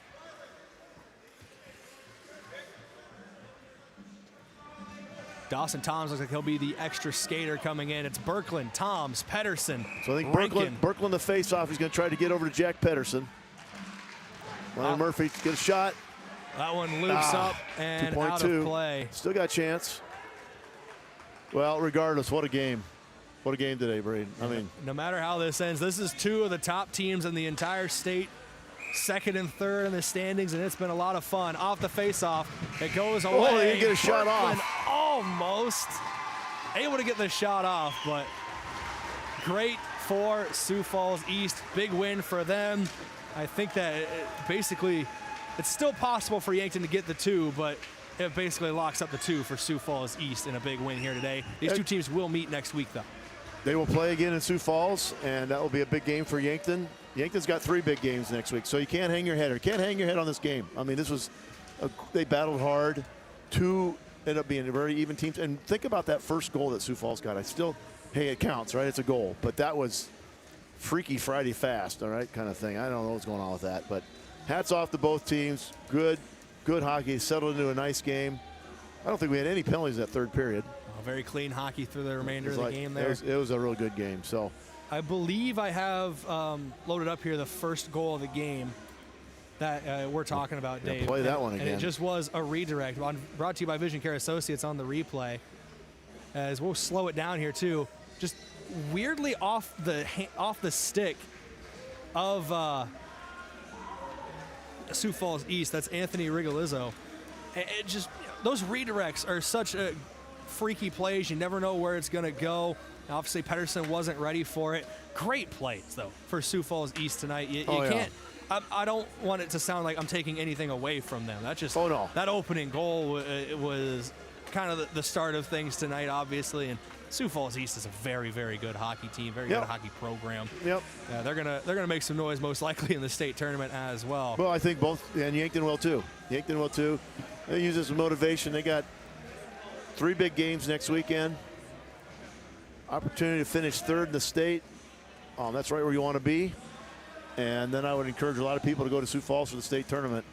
Go watch some really high quality high school hockey in the state of South Dakota. We do have high quality hockey here in the state of South Dakota, and you'll see that if you go to the state tournament. So, hats off to both squads. A lot of fun today, and been a lot of fun with you on the season up here. Yeah, it's been a hoot, man. I love doing this. Well, I can't wait already for next year in the regular season. We'll see how the state tournament works out. I know last year on KYN TV, Capital City Rock out of here was gracious enough to let us take their feed for these games and use that for broadcasting for you guys. I think a lot of people in Yankton watched that because it was up in Watertown, a little further away, but I think a lot of people took advantage and really enjoyed that finish. 5th place. I think that's the goal of this team, is to finish higher than they did last year. They've got that opportunity. It's right in front of them still. Nothing to be ashamed of. Got to battle back. Got a big week coming up. You can't dwell on this very long, Brayden. You've got to get ready to go because 3 games start next Friday. Taking on Wahi, Capitals in the Mitchell Arena, and then Sioux Falls East and Saturday night in Sioux Falls, and finish with Watertown up at Watertown. It's going to be a fun week of hockey next weekend for the Yankton Bucks. We're going to get right into your post-game report. It's courtesy of Mason Strom and the Move Group. You buying or selling, move with Mason and the Move Group. We'll start with your stat recap from Mayor Signs. 1 goal in the first period. We've talked about it. Anthony Rigolizzo, assisted officially by Broderick Rothrock. Only 3 penalties in the entire game, and they came all at the same time. There were 2. Yeah, think about that. There's offset ones between Cade Strom and Benjamin Vermeer, and then all Rylan the second Murphy period, got and we had no penalties first period, no penalties in the 3rd period. You gotta like that. Yeah. That both teams settled down, didn't let anything get crazy, get too emotional, but just hey, someone came out on top. It's just too bad Yankton couldn't have got 1 point. That's why my point would have been earlier. If we could have got into overtime, Yankton would have got 1 point. It still isn't going to change much. They've got to get 2 wins next weekend and finish in that 3rd place spot. Looking at the remainder of the goals, Ryan Fenton got it started in the 2nd period. He was assisted by Hayden Hansen and Owen Sesher. Under a minute later, Brayden Berkland scored, assisted by Grady Van Cleve. Caden Hunoff then scored just under a minute to play, assisted by Tucker Renken. Owen Sesher with 35 seconds left, the game-winning goal, assisted by Ryan Fenton and Hayden Hansen. Let's get into your players of the game now, brought to you by Hy-Vee and Olson's Pest Technicians. We'll start on the offensive side, brought to you by Hy-Vee. It's one you can go back and forth on. I really liked what I saw from Brayden Berkland tonight as a forward. He did get that goal, had a couple more opportunities. Tucker Renken, obviously, every single game is out there making plays. I think I'm going to give the nod to Berkland tonight, though, on the offensive end of things for your Hy-Vee offensive player of the game. Your forward of the game more so for hockey. But a good night for him at the office. And just a young player for the Yankton Bucks, and got a lot of upside there, a lot of potential, good player. I know one of the coaching staff depends on him to make big plays, and he's part of that, and he's been doing it all year. Defender of the game brought to you by Olson's Pest Technicians, your residential commercial pest control solutions. Call 1-800-KIL-BUGS. Caden Hunoff was putting his body on the line quite a lot tonight. And he gets a goal as well, which does help his case a little bit. But I thought he was exceptional as a defender. A lot of times at the point, keeping the puck in the offensive zone. I'm going to give him the lean for defender of the game. But a couple guys that deserve shout-outs. Max Weisenberger, he was all over the place tonight, playing an extended role while missing a couple other players. He deserves all the credit in the world, and also Luke Moeller in net. I know 3 goals get past him at the end of the day, but he made 38 saves tonight. He was busy, and he was very, very good in net. Very active in the net, and a lot of those goals, or those saves, I should say, Brayden, were not easy. I mean, there was bodies flying and across the backside and getting recovered, and just did a really super job back there and gave up that freaky goal in the first period. But really, I don't know how you defend that. And but it still counts as a goal. But yeah, good job by all those names you mentioned. Weisenberger, Caden Hunoff's been there all year for us, and obviously Luke Moeller. You know, just a star in the net there, and just a steady player that's been really good for Yankton hockey to have a goalie like that. When you have someone like that, you're in every game. We're going to go look at your highlights now. These post-game highlights courtesy of At the Bar. You can watch the game anywhere, but real fans gather at the bar in downtown Yankton. This is on your Vision Care Associates replay cam. It's going to start with the opening Yankton goal. Off the faceoff, Van Cleve gets it. Shot taken off the blocker. Berkland able to put it away there. Keeping it rolling with your highlights here. This is a defensive highlight, a trio of saves. There's the first, there's the second, there's the third for Luke Moeller. Like we said, even with the 3 goals given up, he was all over the place tonight. Here is Tucker Rankin going to Caden Hunoff. This is the second goal of the game for Yankton. Off the rebound, backhander, Hunoff popped the Gatorade bottle a little bit in the net as well. Looking at our next highlight here, I think this is a breakaway opportunity for Sioux Falls East, and that's just a good save for Luke Moeller, sliding across his net, saving another goal-scoring opportunity. I think here's another one for Moeller. Saves the first, dives back across to save the second. Just fantastic night for Moeller in net. And then I believe, this is your last goal of the game winner for Owen Sesher with just over 30 seconds to play for Sioux Falls East. But that was a fun game of hockey tonight. I know Yankton doesn't go home happy.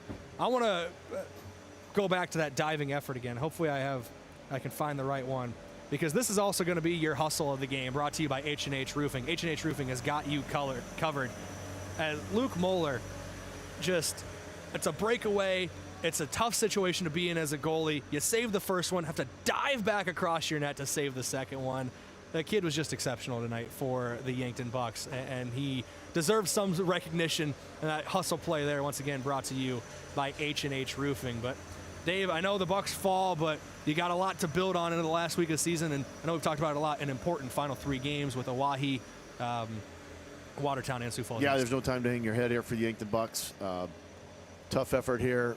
36 seconds from pushing this thing into overtime. Not to be. That's okay. Big game Friday night. I'll be watching the scoreboard Friday night for that one, Brayden, because that's the Bucks need that win, and so they don't have time to really hang your heads. Nothing to hang your head about anyway. He didn't get the win, but played great against a really good team. Sioux Falls East very good, and Yankton was just right there with them. So. Out of town scoreboard real quick, courtesy of Top Notch Window Cleaners. We already talked about it earlier. Rushmore with a big win over Watertown, 12-0. As they're entering the third period, Aberdeen currently up on Huron at 6-1. But Dave, that's going to wrap us up here from the Yankton Ice Arena for one final time in the season. Been a blast. I hope everybody enjoyed it. I know I did. I think players appreciate the coverage, so thanks to KYNT for taking the lead on this thing and helping grow the game of hockey here in Yankton. Big thank you to you, Dave, for coming up here every broadcast and helping us out and being one of the best color commentators in the entire business. That's for sure. Big thanks to the Yankton Ice Association for everything they do, helping us with the scheduling, making sure we're getting set up okay. Thanks to Cash McDonald tonight for running camera, as he has a couple times this season, especially on those tough plays that we mentioned when they're right down below us. All-star effort. They're all-star for sure. And of course, thank you to our sponsors and you, the listener. Without you, this broadcast is not possible. The Bucks fall 3-2 to Sioux Falls East here on KYN-TV. That wraps up their home slate of games. 3 big games next week: Oahe, Sioux Falls East again, and then Watertown, with heavy implications on the state tournament on the line. But thank you once again. For Dave Spencer, I've been Brayden Butler. Stay safe, be good people, and have a great rest of your evening, everybody. We'll talk at you later.